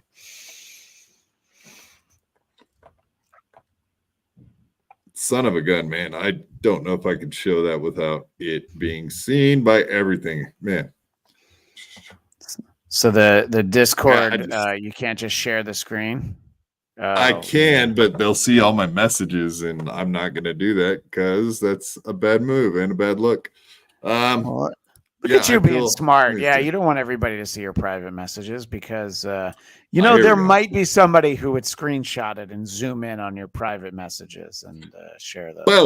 Well, Look at that. All right, 30th anniversary. We figured of out this- a method. Yeah, Yeah. we figured out a method. So Peter Sky Parker says Stoney stole that logo from Caesars. Check Discord. Indeed, Little Caesars Yeah. 30th anniversary. Well, I hope they're litigious, the Little Caesars Corporation, because they've got a good case. I hope you stop using big words like that. You're going to make me look bad, and I don't appreciate it. I don't know big words. We got to keep them smaller. I just Like, had to that's pretend. neat. I had to pretend to know them for a long time. That was the only way I could work with Dennis Miller as long as I did. I had to pretend I knew big words. Jesus. Yeah. Like, I don't think people appreciate, especially when he talks about movies and stuff. Some of the deep cuts he had, it was so deep. It was like, what? Like when he did Sunday Night Football, Monday Night Football, excuse me. When he was doing that, it was like some of the references just, I think 99.999% of the audience were like, what was that? What did you just say? It was a little too deep sometimes. He's talked about it. He said that he over-prepared the first few shows because he thought that he should write jokes and then try and work them in, and then he realized it was kind of too uptight and it didn't work. So yeah, his references are fairly deep and kind of eclectic, but he did have fun with it. And people don't necessarily remember that he did do Monday Night Football for 2 years. And he had a contract for a third year, but then they decided to pair Al Michaels and Madden up. And he was like, well, yeah, of course, you want to put the football guy on the football show. And he got paid for that year that he didn't do it. So Nice. My understanding would be that that's his favorite year of Monday Night Football, the one he got paid for to not do it, Smart man. No, I remember Rush Limbaugh. A lot of people don't even remember that blip on the radar of Monday Night Football. Yeah, because Rush was like the halftime show, and he decided to make the point that Donovan McNabb wasn't a great quarterback, which you could make that point. But then he made the secondary point that why does the NFL keep trying to give us black quarterbacks? He went on to say black quarterbacks. Yeah, right. It's like yeah, it's that old no. You said the quiet part out loud, Rush. You could have just left it. It's like, yeah, no, Donovan McNabb's not that good. He's great in his mama's great in the soup commercial, but I don't know that he was that good. Yeah, but, he was like, they're just no. They always do the thing where they do the combine and then they always run around and they're like, yeah, he's got fat. They compare notes on the white players to the black players and the way they talk about them, like the white guys, they got like high football IQ and they're whatever high knowledge, and then the black guys are, yeah, he's got fast twitch and he's got a high motor, and you know what I mean. It's funny how they do that. Waiver, I don't know if you know Waiver, $2. I don't know. Thank you, sir. Fake Waiver, real quad father. Hey, Peter Sky Parker and Christian. Hey, it's me. Welcome, Christian. Waiver. Oh. Thank you, sir. All right. Well, we got this. This clip is from Carl breaking down, of course, all the rehab talk and some of the other stuff. Yeah, and so this is from Carl did an emergency, what he called a mini-sode yesterday. His mini-sode was 1 hour and 40 minutes. So bless Carl for keeping the mini-sode so mini. But I enjoyed it because it was after our show was over. So I got to kind of just relax and decompress and see what he had. So he's talking about the allegations that April is in rehab. Yeah, I saw this yesterday. Yeah. Yes. And indeed, mini-sode, is that like short for Minnesota? Is that what he was going for? No, I think it was a mini episode, but yes, it could also have been a Minnesota. Yes, he could have just had a hyphen and an A on the end there. Home of the great Cardiff Electric, Minnesota. Allegedly. The guy. Oh, you're talking about the Cardiff, that guy that eats his own cum. That guy. I did hear that voicemail that Cardiff, and if I know Cardiff, he immediately sent a cease and desist. He does not appreciate that kind of talk. No. You're on a podcast right now with a guy that is claiming indeed Cardiff does eat his own jism. You do know he's a potato, though. So potato jism. It's a thing. Potatoes jizz. Allegedly, with their hands and all that. I would DM him and ask him, but I think he's doing a show right now. So Yeah, hands free, I assume. but he's got the headset. Yeah. No, that was a jerk off joke, Christian. Oh, I'm sorry. Hands free. I'm not that smart. Let's see those hands. What are those hands doing? Hand check. Yeah, there you go. Okay. Just got to make sure every once in a while, make sure people aren't doing untoward. Also, why things. is this clip from Carl's show so grainy? It looks like it's like from the this is 70s. actually not a clip from Indeed One Carl show. This is a clip from Nat Clo 2.0. Another a good clipper, good person that likes to spotlight bad things. So let's check out what kind of bad shit he's into. I can't give Carl, he doesn't need help. He's the last guy in the world that needs help getting a shout out. Come on, man. Yeah, but I do have this pretty sweet Who Are These Broadcasters coaster, which I believe is available if you go to whoarethese.com. I may have gotten mine for free when I went to Rochester, but Rochester. Rochester. Wow. How dare you? How dare you bring up things in Rochester? Let's watch this clip from Lady K. Let's see what effeminate things he's into these days. Probably. I hope he doesn't drink a beer during it. Very effeminate drinker of the beers I have seen with my own two eyes. Just talking about me. Mm-hmm. Towards the end, I did a lot of things I am not necessarily proud of. Oh. I did things I'm not necessarily, as a father of three, probably not good stuff. All right, so it's all very vague, and this is purposely vague, because Aaron knows he's getting all the eyeballs now. He's getting all the attention. And this is why I think it's a work. And again, I'm not friends with Aaron. I've never hung out with the guy. We've traded text messages. He was on my show. I was on his show. We're not friends. I'm friends with Gino Bisconti. I'm not friends with Aaron. I've hung out with Gino. I don't know Aaron. People are also saying Carl from Who Are These Podcasts had an emergency show. That's the gayest, nerdiest thing ever, by the way. No, it's an emergency. Emergency broadcast. There's a man bleeding out on the floor. I hope that this is a work, that he's doing this to get over on people, and April shows up next week and they have a big laugh at everyone's expense. Because if it's not, Aaron is so far fucking gone. He has such a crazy personality disorder. If this is not a work, I don't know what to tell him. Irresponsible things that a 37-year-old man with 3 children shouldn't do. All right, so what is he hinting at here? He's hinting at... let's hear Carl's thoughts. I would say drug use. And I'll tell you why, because we're going to get into more of that in a moment, where he talks about what he was doing that was irresponsible, but he's not saying it. He's not coming out and saying it. And there's a lot of speculation on a lot of different things. He had an emergency broadcast, and he... Yeah, so starting off, you already said that you do kind of feel like it's a work. No, I think it's possible. I'm not. So as you're not going to put convinced. yourself on record one way or the other. Then? If you're going to have me pick one way or the other, I'll say it's probably more likely a work because this guy is. I mean, he's literally out there, virtually, shaking the can, trying to get people to throw their change into it. So I think he could, if it is a work, and he's smart enough to know that this is going to help. Especially on the heels of the Johnny Crutches clip, that it's like, wow, I got a lot of mileage out of that, but it didn't turn into me making my goal. If you're going to have me come down one way or the other, I think it's probably more likely a work than not. Okay. Well, I'll disagree with you just on the feeling I get that it's all very real. I do indeed think that she's either at rehab or mama's and not coming back. I believe the divorce part. I believe all that stuff. So he and by the way, different than when she was around. So that's why I think that.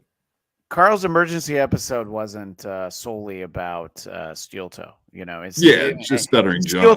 Steel Toe doesn't warrant an emergency episode from anyone. 100%. it was sort of like a secondary. I know he said on the show he wanted to talk to Melton on that show. But yeah, it was mostly about John. And then eventually they talked about Steel Toe because look, it was interesting. Steel Toe, I don't think has really been on that show much because of the fact that it's not necessarily all that interesting to people. I mean, Melton is really camped out on it, and he's seeing the fruits of his labors. But if he had just spent the same $5 Mersh spent, think about how much fun Melton could have had months ago. Yeah, right, for sure. Right, yeah, $5 would have popped to make people melt down. Who knows? It's probably not that easy to do. It just happened to be the right day and the right time. And Mr. Crutchman was having, and we've had Crutchman on the show 3-4 times. Yeah, he's been on your show. Okay. Yeah. A really nice guy. I like him, and I have zero issues with him. I really like the guy. So whatever shit happens, I think he's just going through a lot with MS, and I get that as a fellow cripple. I kind of get that. I just don't melt down, but I do understand the feeling of melting down. Yeah. I understand. So I don't really get this. Carl way better than me. I've never even really talked to him, but maybe twice real quick. Very short conversations. But yeah, like I remember every time that Steel Toe came up, that indeed it seemed like he was taking a hands-off approach. He even left the show and let other people handle the Steel Toe coverage in the past.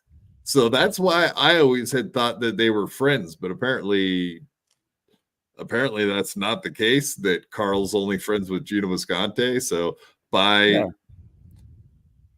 what he laid off of him because he's friends with Gino and Gino's friends with him, or like? No, I don't. I think that there's some weird thing that I remember that Steel Toe was having some kind of anniversary or milestone episode. And so they had Gino and Keanu Thompson, his girlfriend. They had them come out, and I guess they hung out with them. But I mean, Steel Toe paid they booked them to come out like as guests. Yeah, as comedians. I believe that the event was actually at Stoney's Bar in Rockville, Minnesota. It was their anniversary show that they do every year during Deer Fest, I guess. So Lenny and Granny out there too. I assume that's what Carl was saying, about he's friends with Gino, and so I think that's the only thing to do. And look, I think I think Carl's usually very upfront about things. I think he just didn't find Steel Toe to be that interesting, and I think when he does find somebody interesting, like the show that they're highlighting a lot right now, that reality show with the 2 elderly trans women, that is incredibly entertaining.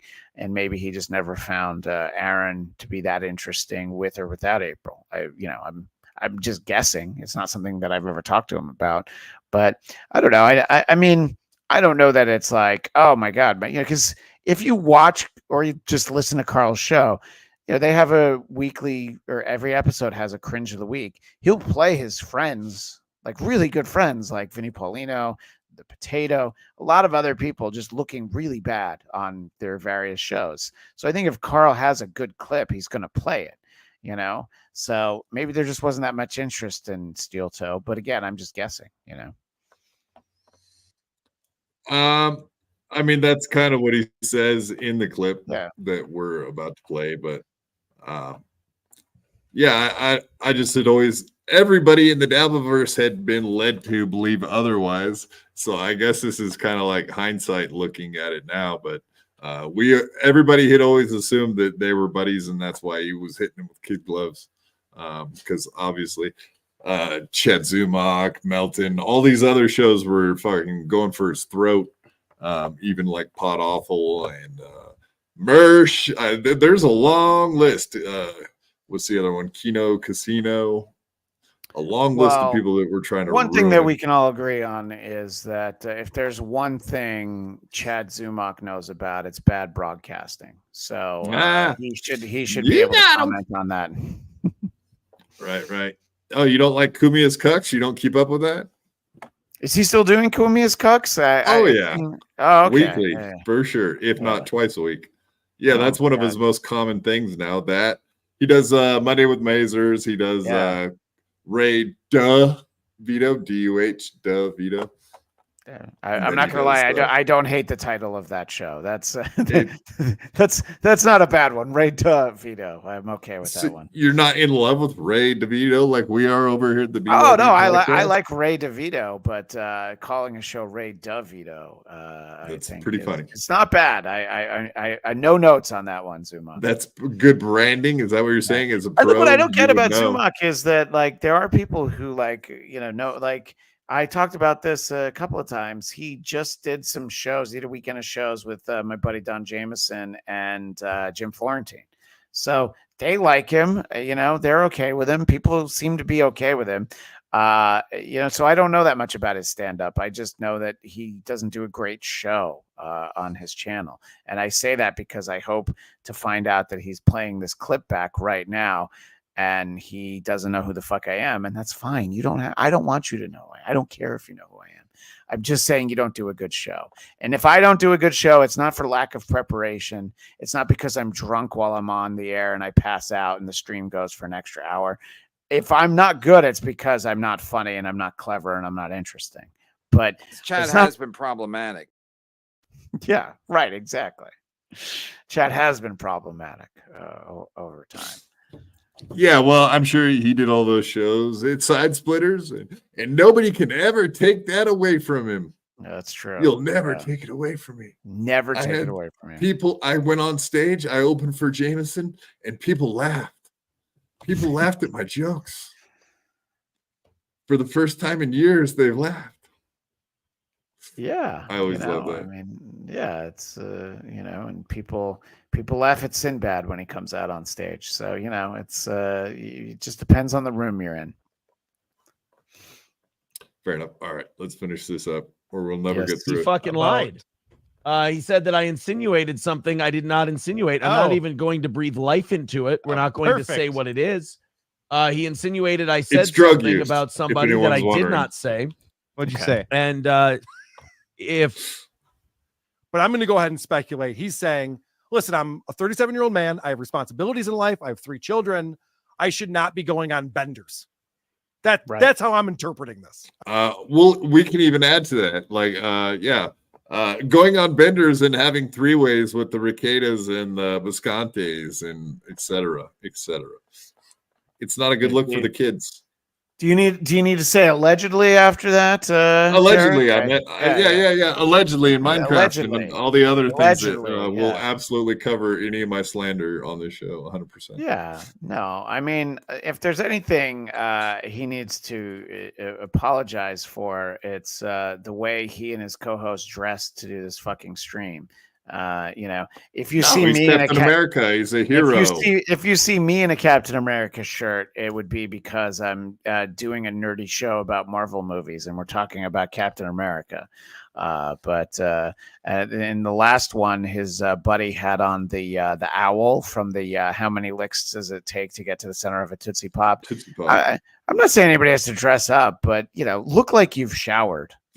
Just look like you've. We're talking about here before. Yeah, like we're talking about putting some effort into this. Yeah, exactly. Act like you've been here.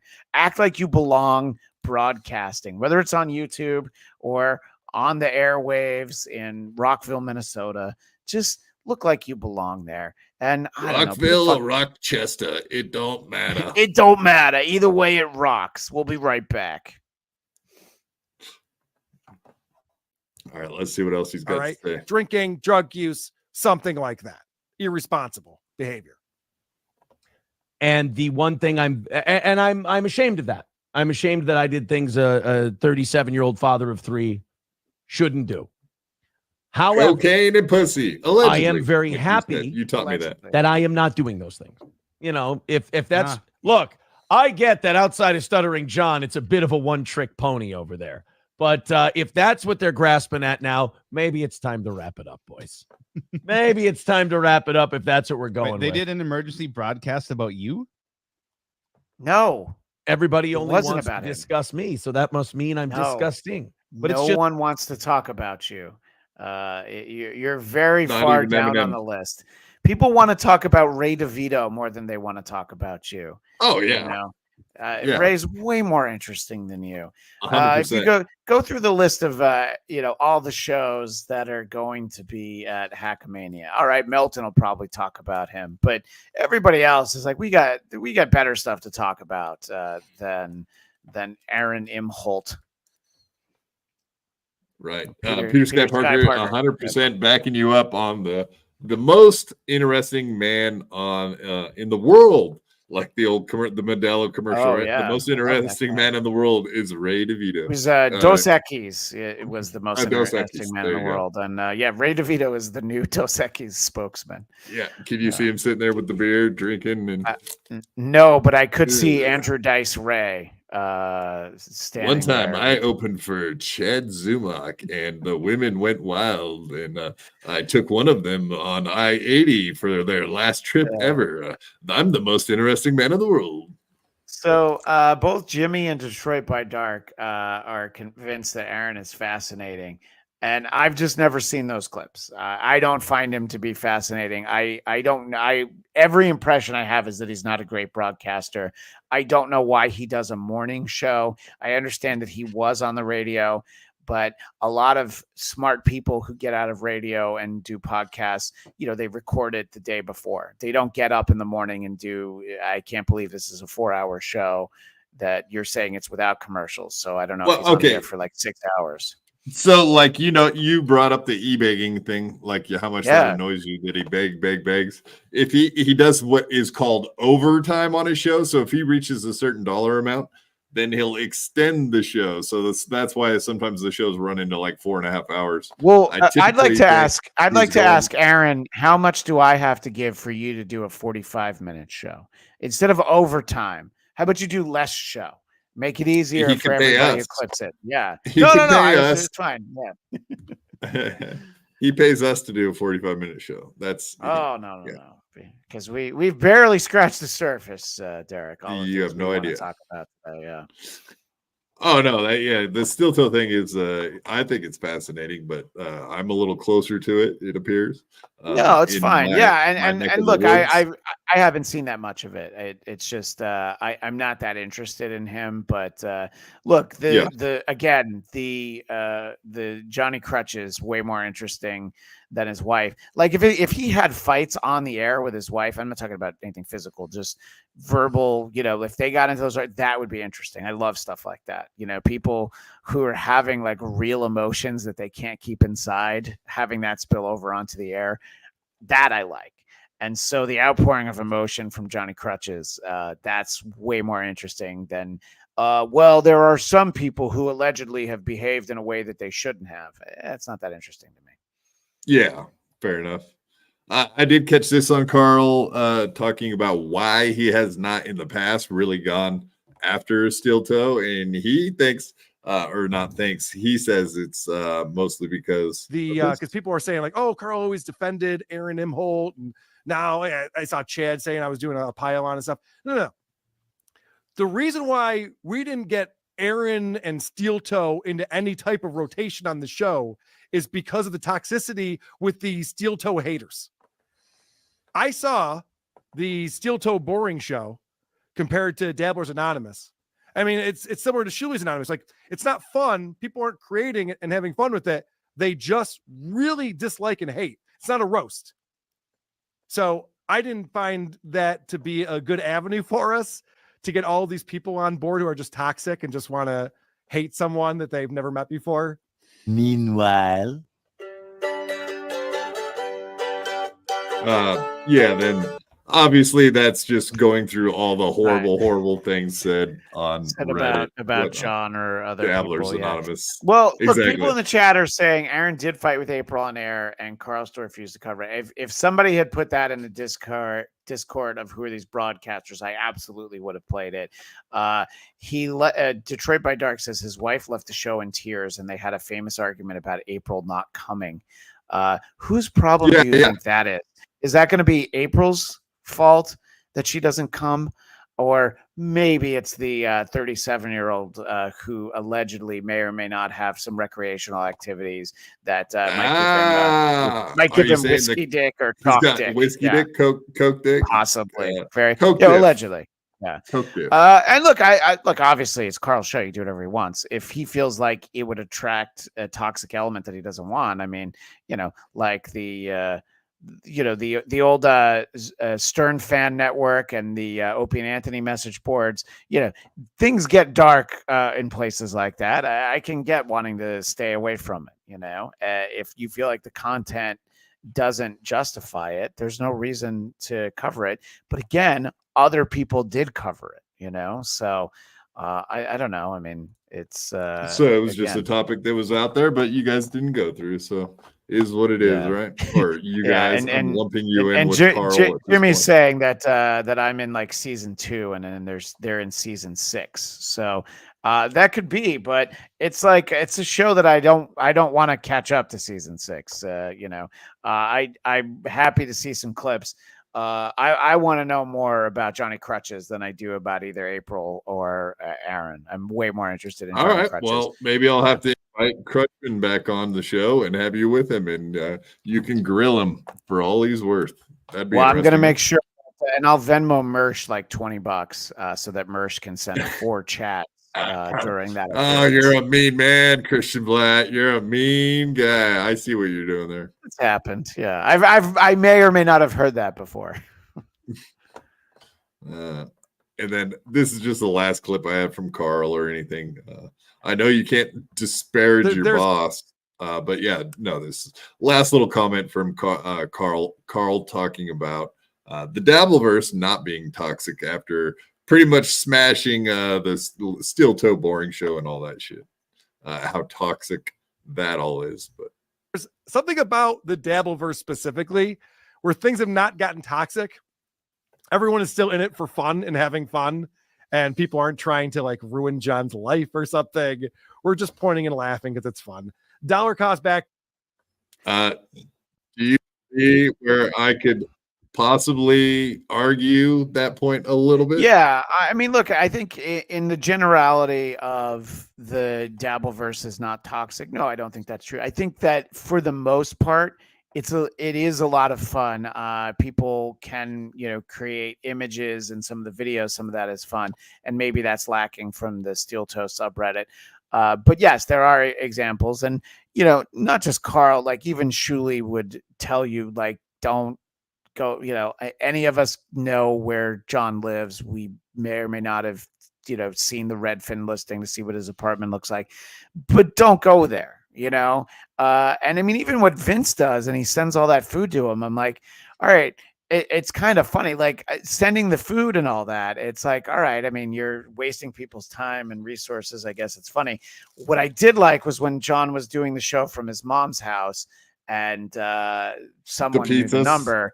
Well, no, even before the pizzas, they just kept calling the phone. Yeah. And it's just the ringing. I'm like, that's funny. During his while he was trying to podcast. Don't call his mom in the middle of the night. She's an old woman. But when you're trying to do a show, somebody keeps calling you. That's funny to me. But yeah, I think that there are obviously lines that you've heard about people.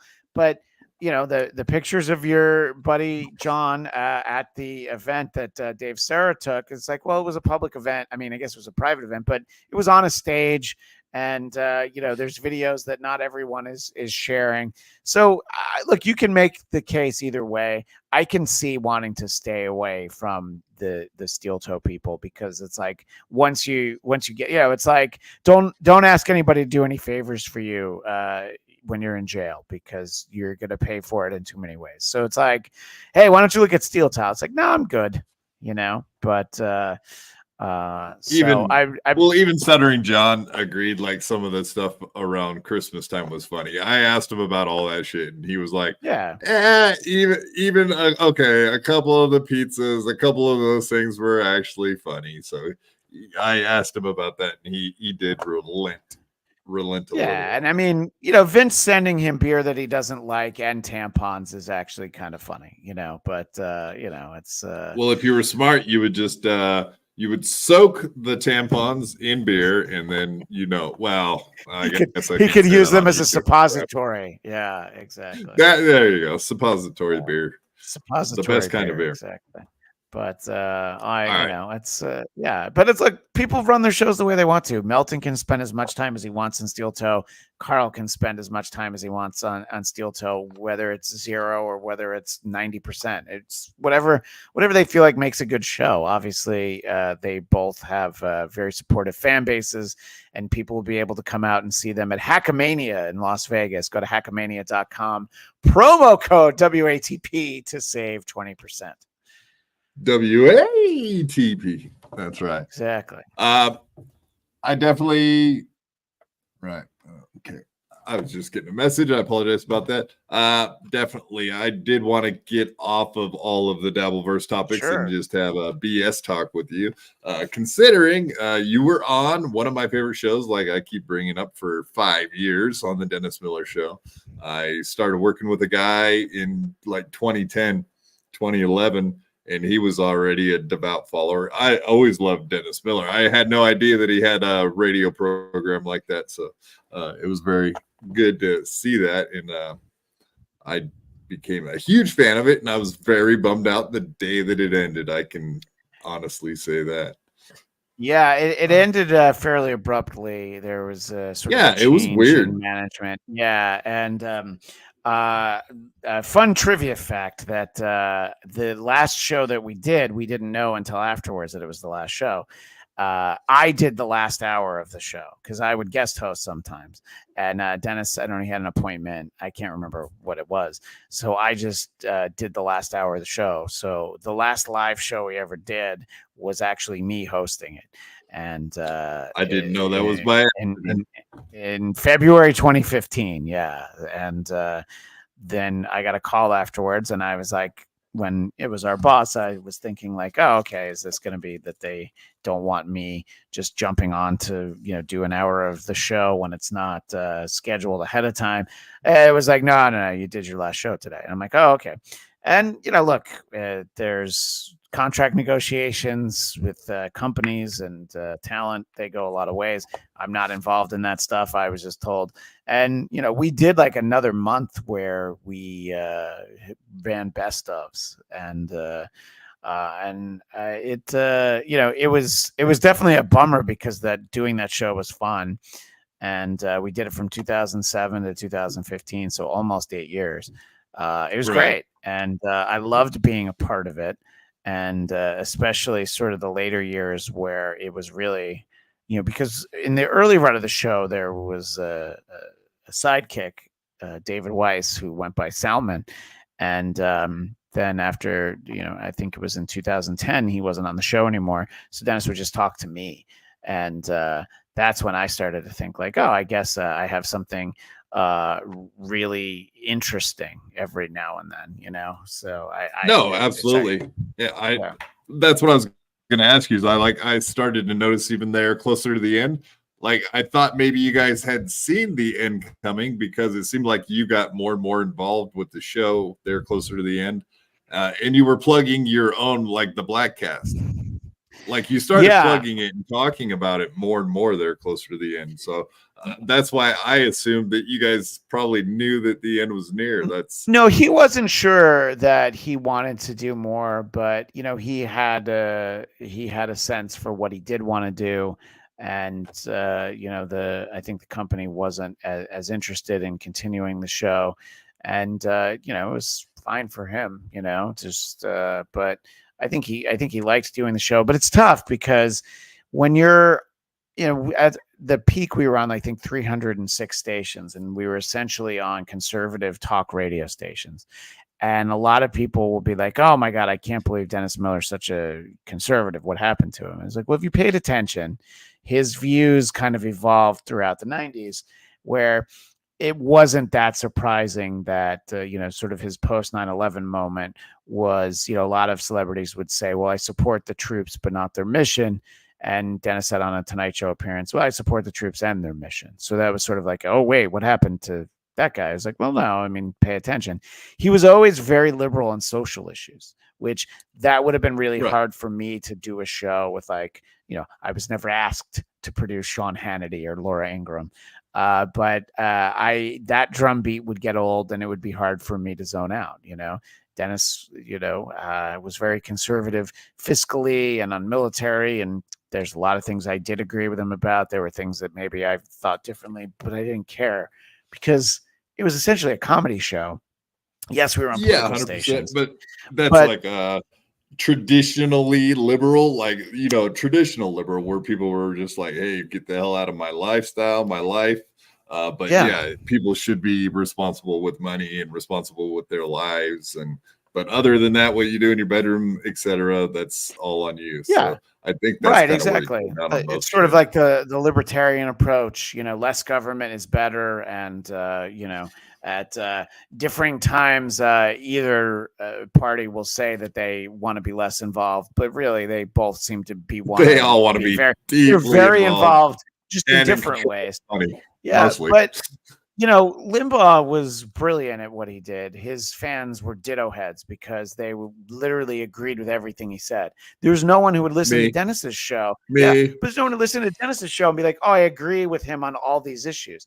And I think that you don't need to agree with. It's fine if you do, but you can listen to somebody that you don't necessarily agree with everything they say. You know, Bill Maher opens his mouth, and crazy shit comes out of it, but I find Bill Maher to be very entertaining, you know. So same. Out of all like liberal side of the politics spectrum, I would say Bill Maher I could deal with the most because he's at least open-minded to some of the thoughts.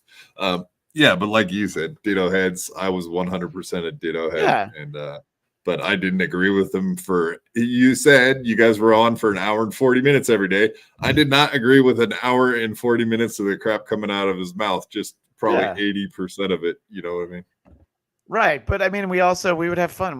There was a long stretch where we'd have Norm Macdonald on every week. We would have a lot of comedians on. We'd have actors on, and we'd do dumb little bits. And, you know, we would do these segments that he liked called Dennis Ex Machina, where it was just phone calls for an hour and they were about anything, you know? And, I think that it was a really fun show to do. And I hadn't worked in radio before that. I had only worked with Dennis on a TV show before. So when the radio show started, I was actually his assistant, and there were this producing team out of New York, and it wasn't a good mesh. And they decided to move on from that producer. And then they were starting to look at other radio producers, and Dennis just called me and he's like, well, why don't you do it? You know? And okay. I wanted to stop you there. Yeah, sure. Go ahead. Did you know Dennis Miller from back in the 90s during the SNL experience? Or no, so he was on there before you went to, you did write for SNL, correct? So I submitted jokes to Weekend Update when Colin Quinn was on. So that's the stretch that I did stuff at SNL. I was an intern there. How did you get jokes to SNL? I was an intern, and in those days they used to accept submissions via fax, actually. And when Dennis did it, I think he got, you know, when Dennis and Norm did, I think he got like $50 a joke. Colin Quinn paid $100 a joke. I got a joke on with Colin Quinn in the year 2000, but you know, so they took a lot of them. And in the year 2000, that like sounds like Conan. an old bit. Yeah. In the year 2000.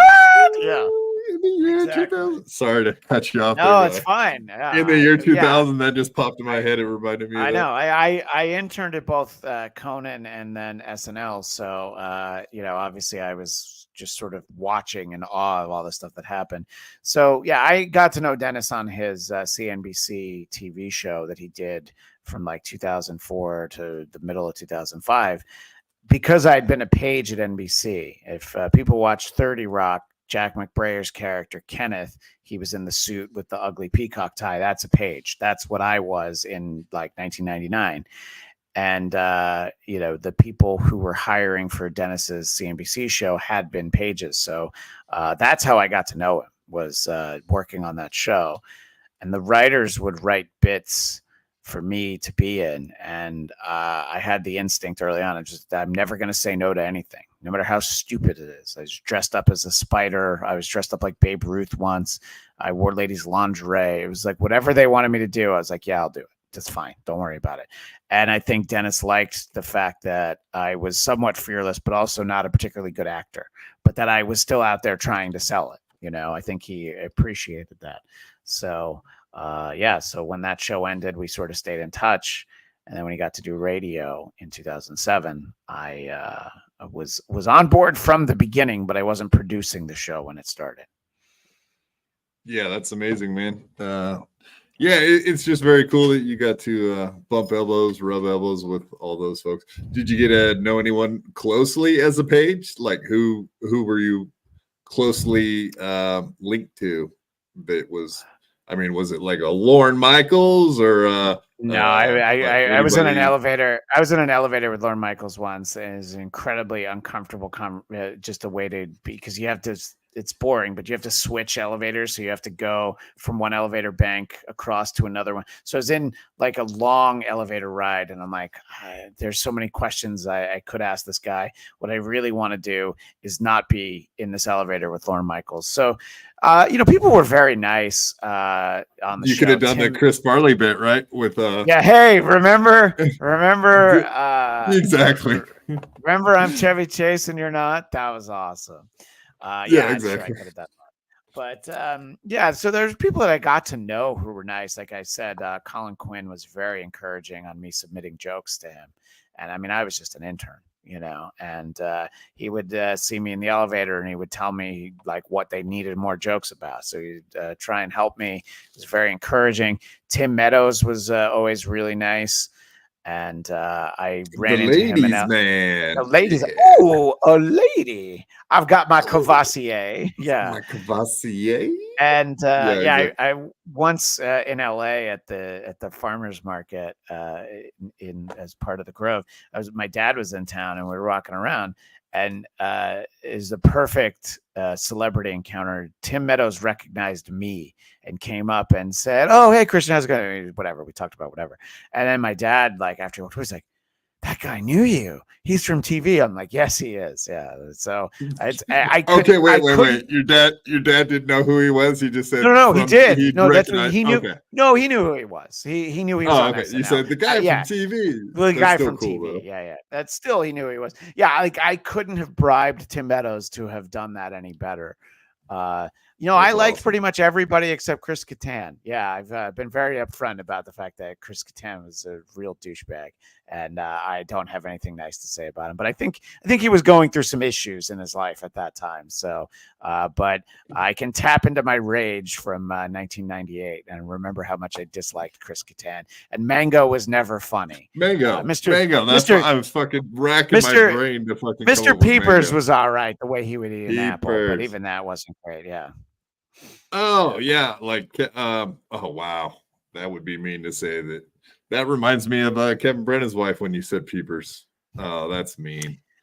I know I'm not supposed to make those jokes. I apologize, everybody. You make jokes like that, and I don't even know what they mean. Yeah. Good. Thank God. Thank God. You should not understand those jokes. It's not jokes. It's not funny. Not funny at all. Yeah. Horrible. It's not funny. It's not fun. Yeah, no fun. Stop making jokes like that. Okay, so later at the end, I did see that Dana Carvey popped on, Rob Schneider popped on. I was actually kind of surprised to see maybe Dana Carvey is a little more conservative than I thought, and Rob Schneider obviously is very conservative. We have found that out in the last few years. He's really come out. He's hammering shit now. He's on Fox News and stuff. It's kind of surprising to see Rob over there. I don't know. Yeah, but I don't know. I mean, guys like Carvey and Lovitz, who I consider myself very fortunate to know, even the little bit that I know them, getting them to be on my dumb podcast. That's great. That's fun for me.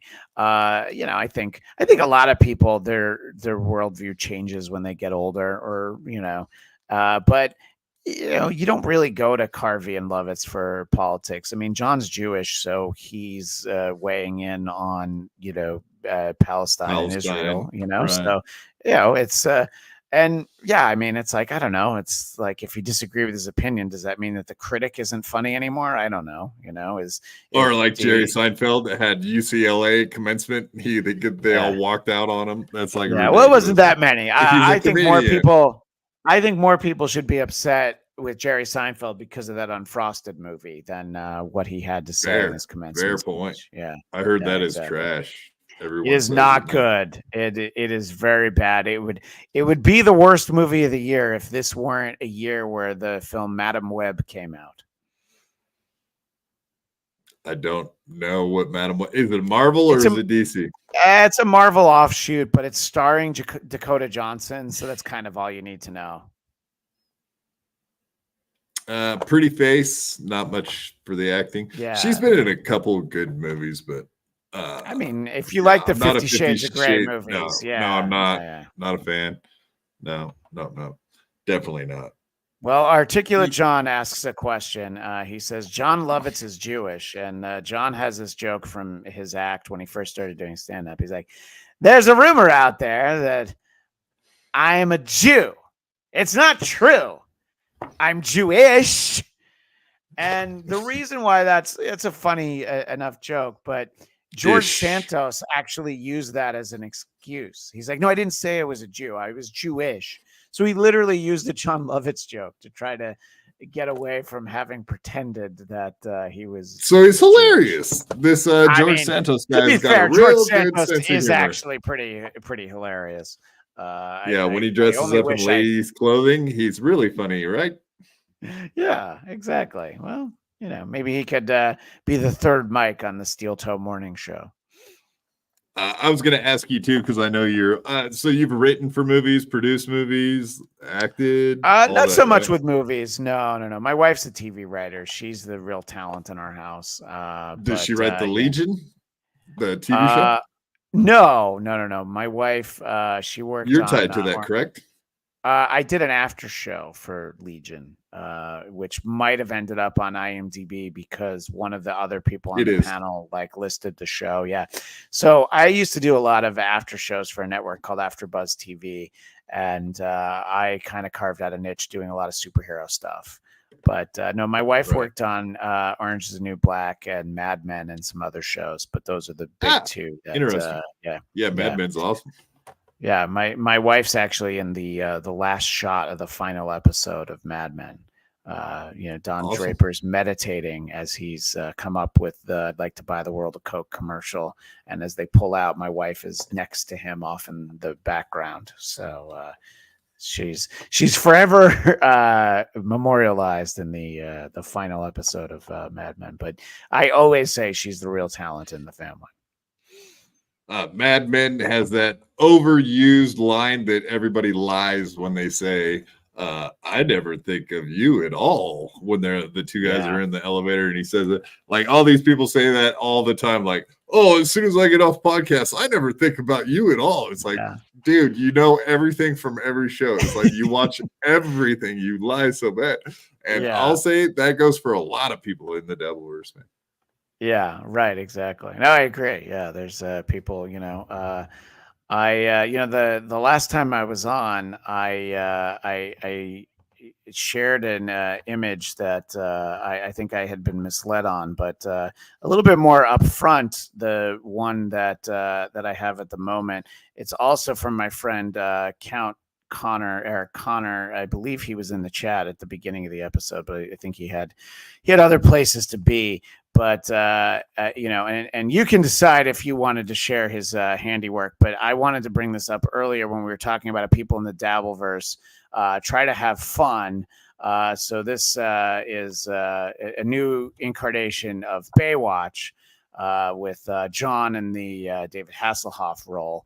And I don't know. I thought that it looks like a show I would watch. I don't know about the rest of you, but it's certainly something. John's in way better shape than Hasselhoff could ever have dreamed of. But other than that, Yeah, I mean Hasselhoff.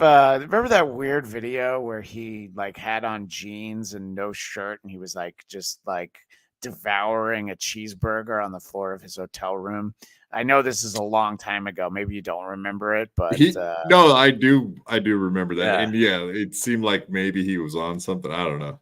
Was he yeah, I think tripping? that his kids actually filmed it so that that I guess he could maybe realize that something was maybe he A needed some miss help. Yeah, at the exactly. best. Yeah. But yeah, so I don't know. I mean, and you mentioned the Blackcast earlier, and the thing about starting to do a podcast, this was in the early 2013, and I didn't have any airs about my abilities as a broadcaster. But at that point, Howard Stern had been on Sirius for 5-6 years, and he had this whole channel, and I was never somebody that thought like, oh, I'm as good as Howard Stern, but he had like. There was a wrap-up show and a fan roundtable and all these shows. And I'm like, I mean, I can do a show at least as good as John Hine, who created jumptheshark.com. I'm at least as engaging as Steve Brandano, which I'm really dropping a name there from the Intern Roundtable. So the idea of doing a podcast really was like, oh, I'll talk to the guys that we do the Dennis Miller Show with behind the scenes, and we'll talk about like what happened on the show that week and talk about, headlines and nerd stuff and stuff in sports. And within a few weeks, it was like, we kind of lost the after show of the Dennis Miller Show aspect of it because it was just more fun to talk about whatever. But that's how it started. And then because I was doing that, I felt comfortable guest hosting for Dennis once when the last minute he was sick and our regular guest hosts weren't available. Hit him with the Hine, articulate John. Exactly. I felt like I could at least do what John Hine does. But maybe I was wrong. But so and almost 600 episodes later, Derek, still doing the Blackcast, which it's definitely more of a hobby than anything else. It's not really a revenue. No, and I get that, man. Yeah, I'm doing a show here. It's pretty much for fun. That's what it's all about. And exactly. It's a lot less stress when you put that into consideration that we're just here to have some fun, folks. If people are watching, it's awesome. But I think we got up to 60 tonight. So be it. That's how it goes. Yeah. Sometimes 300 people watch, sometimes 60 numbers, people watch. Yeah, exactly. It's like, whatever. If people are watching and enjoying it, that's why I'm here. So when I first put out a 60 or podcast 300. episode and 100 people downloaded it, and I'm like, oh my God, 100 people wanted to hear that. I was excited. I'm like, how can 100 people want to hear from me? And you start to build up from that a little bit, Yeah, I appreciate anybody watching. All right. Well, we're 2.5 hours into this thing, and we did have some clips that you sent from the Dennis Miller Show, and I did think that was very interesting. The one from Ann Coulter when she came on. Yeah, it was kind of it was a really memorable instance. Go ahead. I'm sorry, Derek. No, I was just gonna say it's funny looking back that Dennis, he totally whiffed on the Donald Trump being president thing. But Ann Coulter being the one who freaking nailed it first, man. She went on Bill Maher, speaking of Bill Maher, and she went on that show and they all laughed her off the show. And she was like, what? He's going to be president. And they were all like, haha, and kept laughing. And then it was like, all right, she was right. The first person probably dead on right. And it's funny because it's not something that I pulled out as a clip, but this is in January 2008. And Anne is talking about, not in this clip, which I'll set up in a second, but later in the segment, she talks about how she loved the idea that there were rumblings that Obama was getting some support. And she's like, I love this idea because I would love to be done with the Clinton family. And but both Norm and Ann conceded, like, yeah, but we both know that Hillary is going to be our next president. And this is in January 2008. So there was a long road ahead of them. But I thought it was funny to hear that in context. But the reason I pulled these clips was because Ann said something in the last week that was getting a lot of attention. And I don't know your thoughts on Ann Coulter. I find her to actually be very funny, and she's very smart and calculated. When she has a book out, and by the way, she has a book out right now. She knows how to get clicks and eyeballs and ears. She knows how to get attention. Back in like 2004, she said John Edwards had a bumper sticker that said, "Ask me about my dead son." Well, she got into like a feud with his wife, and I'm like, well, that's only going to help her. So I've met Ann. My friend Andrew Breitbart knew her, and she was a delightful person. The one time I hung out with her in person, she had the biggest bodyguard that you would ever see. Obviously, great to see Flobo Boys, someone who is known for creating new content every day. Flobo Boys. But so anyway, I like Ann, and I asked Norm when Norm Macdonald was guest hosting for Dennis. Who he wanted to have on. And he's like, I'm interested in talking to Ann Coulter. And so the reason why I pulled these clips this week was to just hear Ann doesn't usually sound like this. She's gushing. She has a schoolgirl crush on Norm Macdonald. And I would say it's apparent right away. Yeah. All right. So I'll play this first one. Oops. All right. Here we go. So I do keep up with Ann and people around her. Gavin McGinnis, I'm sure you're aware of. I'm well aware of Gavin McGinnis. Yeah, he's constantly gushing over Ann Coulter, and I'm a fan of Censored TV. I know that's very edgy, but whatever. I like his shows, and I still watch them. So be it. Ann Coulter, hey, welcome to the show, Ann. How you doing? Fine, thanks. I saw you on O'Reilly last night. You were magnificent. That's nice to say, but I didn't know what the hell I was talking about. And I'm not used to satellites. You must have done a lot of those. Oh, yeah. No, you never get used to that. Yeah, I got all confused. But it's really fun to talk to you.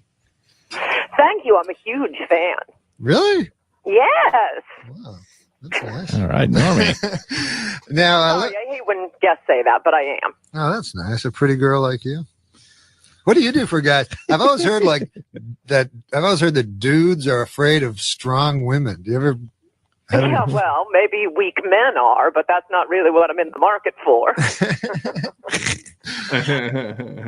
So I love that he's just like pretty girl like you. Like right away, Norm shifts into that mode, and look, he never confirmed it, but allegedly this is a guy who slept with Elle Macpherson. So Norm, especially there was always the rumblings that he was doing well. But and we don't have to play all three clips, but the second clip that I sent you, the reason that I like it so much is that Norm immediately figures out a good angle for how he's going to flirt with Ann Coulter in a way that most people wouldn't necessarily go down this road.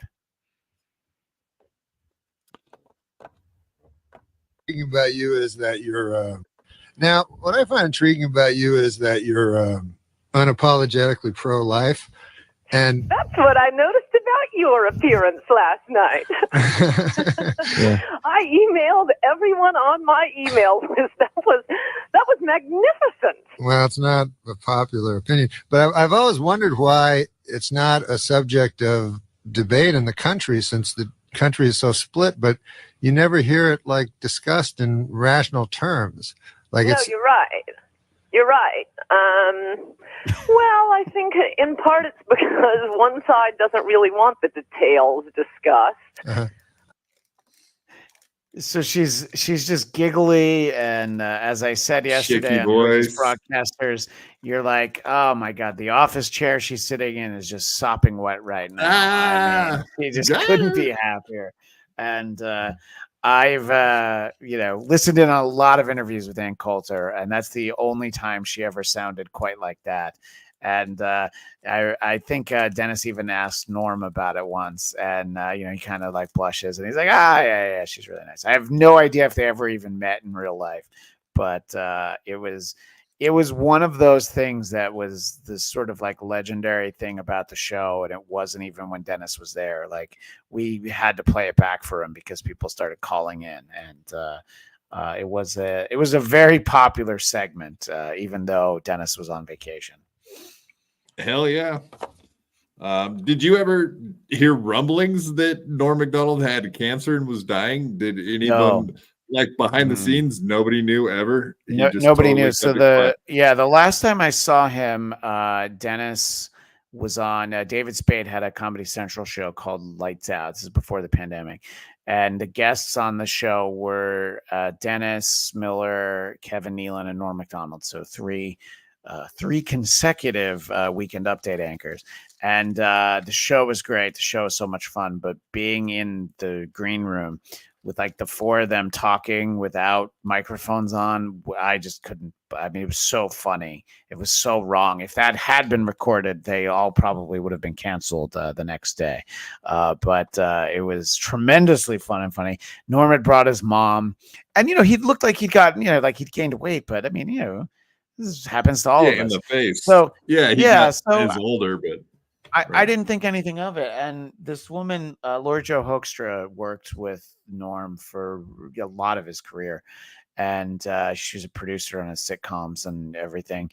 And she handled a lot of stuff. And I knew that she was the way to try and get Norm on the show. So when Dennis's podcast was ending at the end of 2020, I tried so hard to get Norm on our last episode. And I wrote to her a few times. And then I'm like, all right, I guess, whatever, he's busy.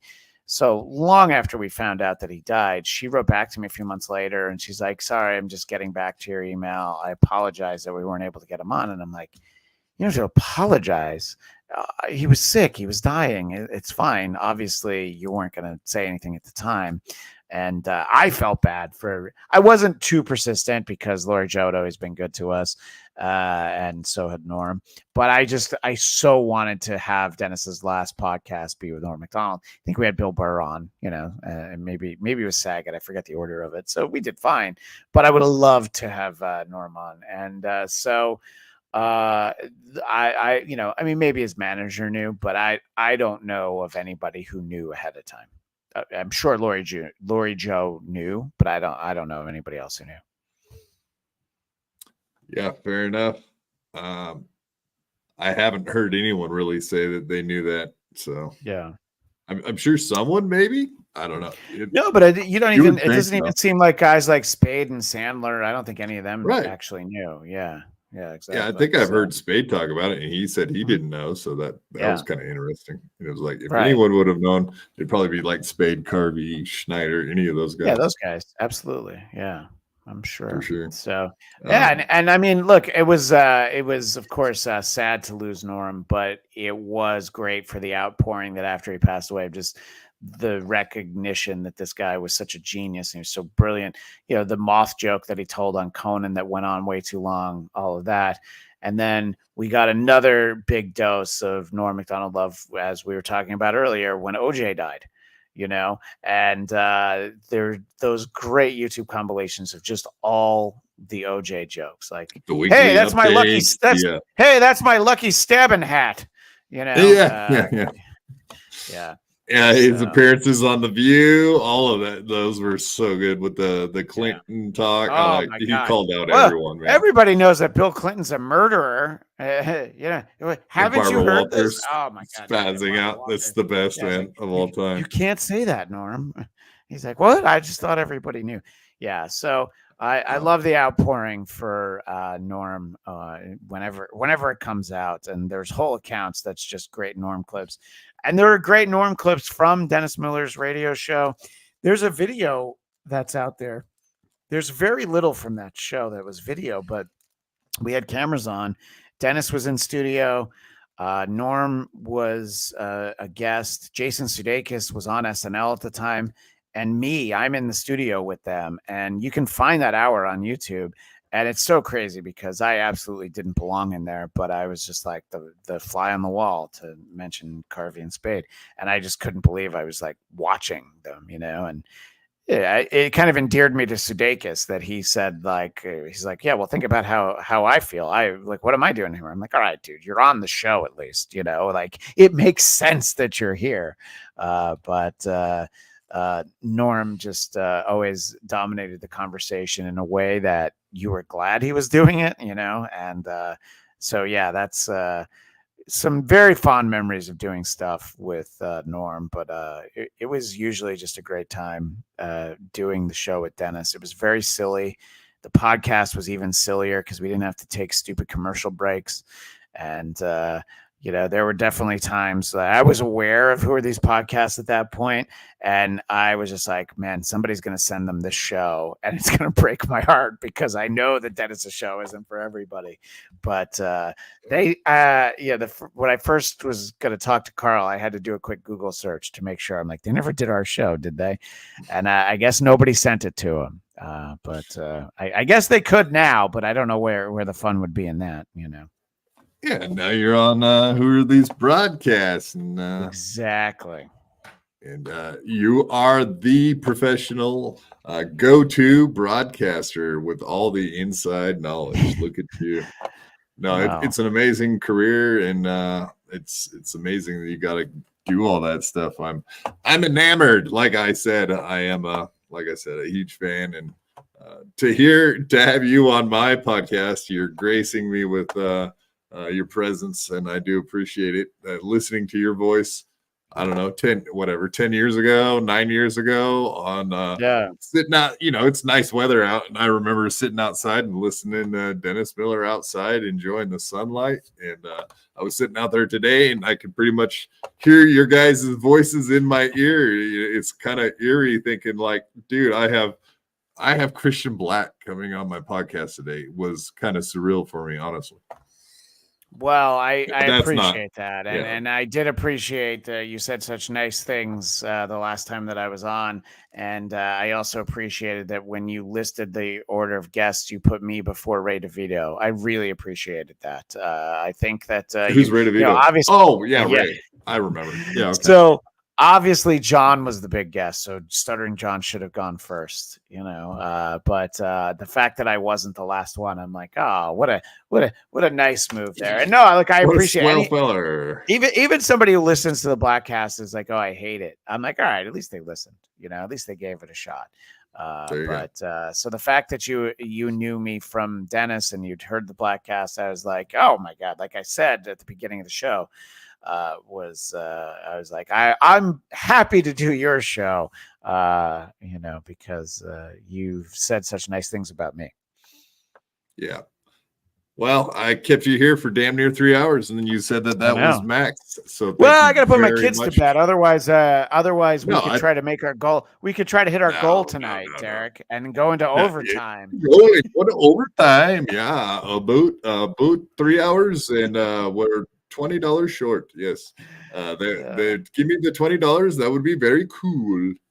No, once again, go ahead and shout out anything you got coming up. So any projects you want people to know about. You can find me on Twitter at Christian DMZ, and please, and some of your people in the chat have been kind enough. I've noticed that they've subscribed to my YouTube channel, Blackcast. BLADTCAST. For some reason, it's Blackcast 3174, but I think if you just type Blackcast BLADTCAST, you'll get that. As I mentioned, tomorrow we'll be doing our episode on the Kingdom of the Planet of the Apes. But then next Wednesday, with your girl Lemmy, we're going to be doing an episode on Caligula, which is not available streaming anywhere. So I had to buy a DVD of it. And now I've got this in my house, and I've got to explain why. I'm like, no. I needed this for work. I needed Caligula. And let's see those hands. Let's see those hands during that episode. You're gonna have to do that a lot. And I've gotten to know Lemmy a little bit. We've been on Hughesy's show together a few times, and they're both Lemmy's fans of each other, aren't they? Tremendous, and Hughesy is a great talent. He'll surprise you with he's a very snarky worldview, and yet he loves Bruce Springsteen and Marvel movies, and of course the Fast and Furious series. So I'm a big fan of Husey and Little Lemmy. That's why we call him Euro Trash over here at BYB.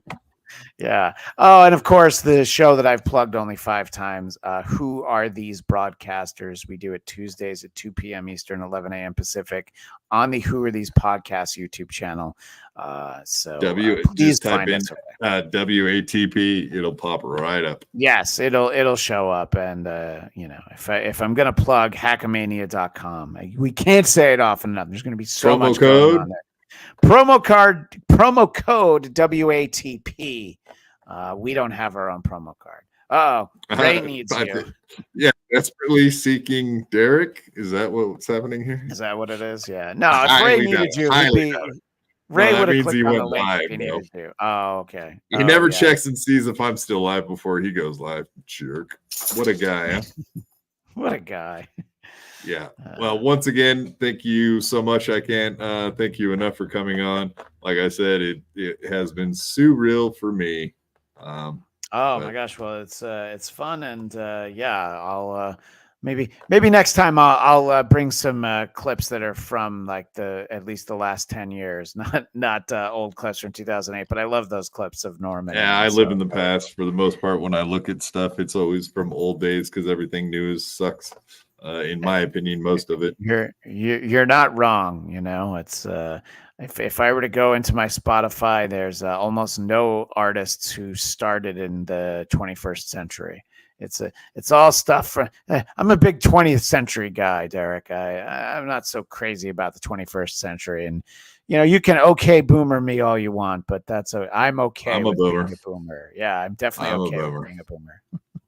If you had a message to give to Stuttering John right now, what would it be? Asking Ted Williams if the catcher ever farted in his face is one of the, or if he ever farted in the catcher's face. Sorry, I said it wrong. That's that and the Billy Crystal. It's not funny. It's not fun. I think that sometimes John seems to have some good-natured understanding of the ribbing. He does get very angry, and sometimes it's fun to watch, but usually it's not. But I think that the golden era of the Stern Show with him asking questions, they tried to recreate that with like Benji asking questions at press conferences after John was gone. It wasn't really the same. And you can say what you want about Jackie and Fred writing the questions for him. If Jackie and Fred wrote questions for Benji and they still weren't funny, then, I think the delivery was an important part. So I think that a lot of us were big Stuttering John fans when he was a part of the Stern Show. And, some people kind of lost track of him. He's insistent on the Jay Leno Tonight Show having been the be-all and end-all of comedy when most of us know that Letterman was a much better show and Conan did a much better show. The Leno Tonight Show wasn't for me, is what I'm trying to say. But anybody would have been out of their minds for not taking the opportunity that John was given to leave the Stern Show and become the announcer for the Tonight Show. So I have fond memories of John. Sometimes I don't understand what's going on with him now, but I like that you have a front row seat, and the way that Cardiff Electric used to, you're not afraid to occasionally ask a question that maybe he doesn't want to be asked. I think when you just sit there and you yes and, I don't mean you personally. If someone sits there and yes ends everything, that's not entertaining. When you laugh at the super chats, that's probably my favorite part of watching him right now. Is and I know it's a long answer to your question, but I don't actually have. You got it all in there. You got it all in there. Exactly. All right. Yeah. If I had a message to John, it would be, hello.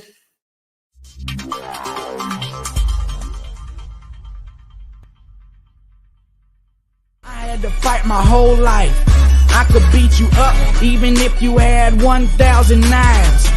Even if you had infinity knives, I would punch you up into the air like a kite. I bet you sleep with the night light, cause you're scared of the dark, cause you stink like a fart. Well, I light your fartum fire with my rhymes. You think I won't? I do it all the time. I bet I got more money than Jay-Z. Compared to me, Jay-Z is lazy. Plus Beyonce thinks that I'm cute. It's okay, Beyonce, I think you're cute too. I made out with so many girls. Made out with every girl in the world.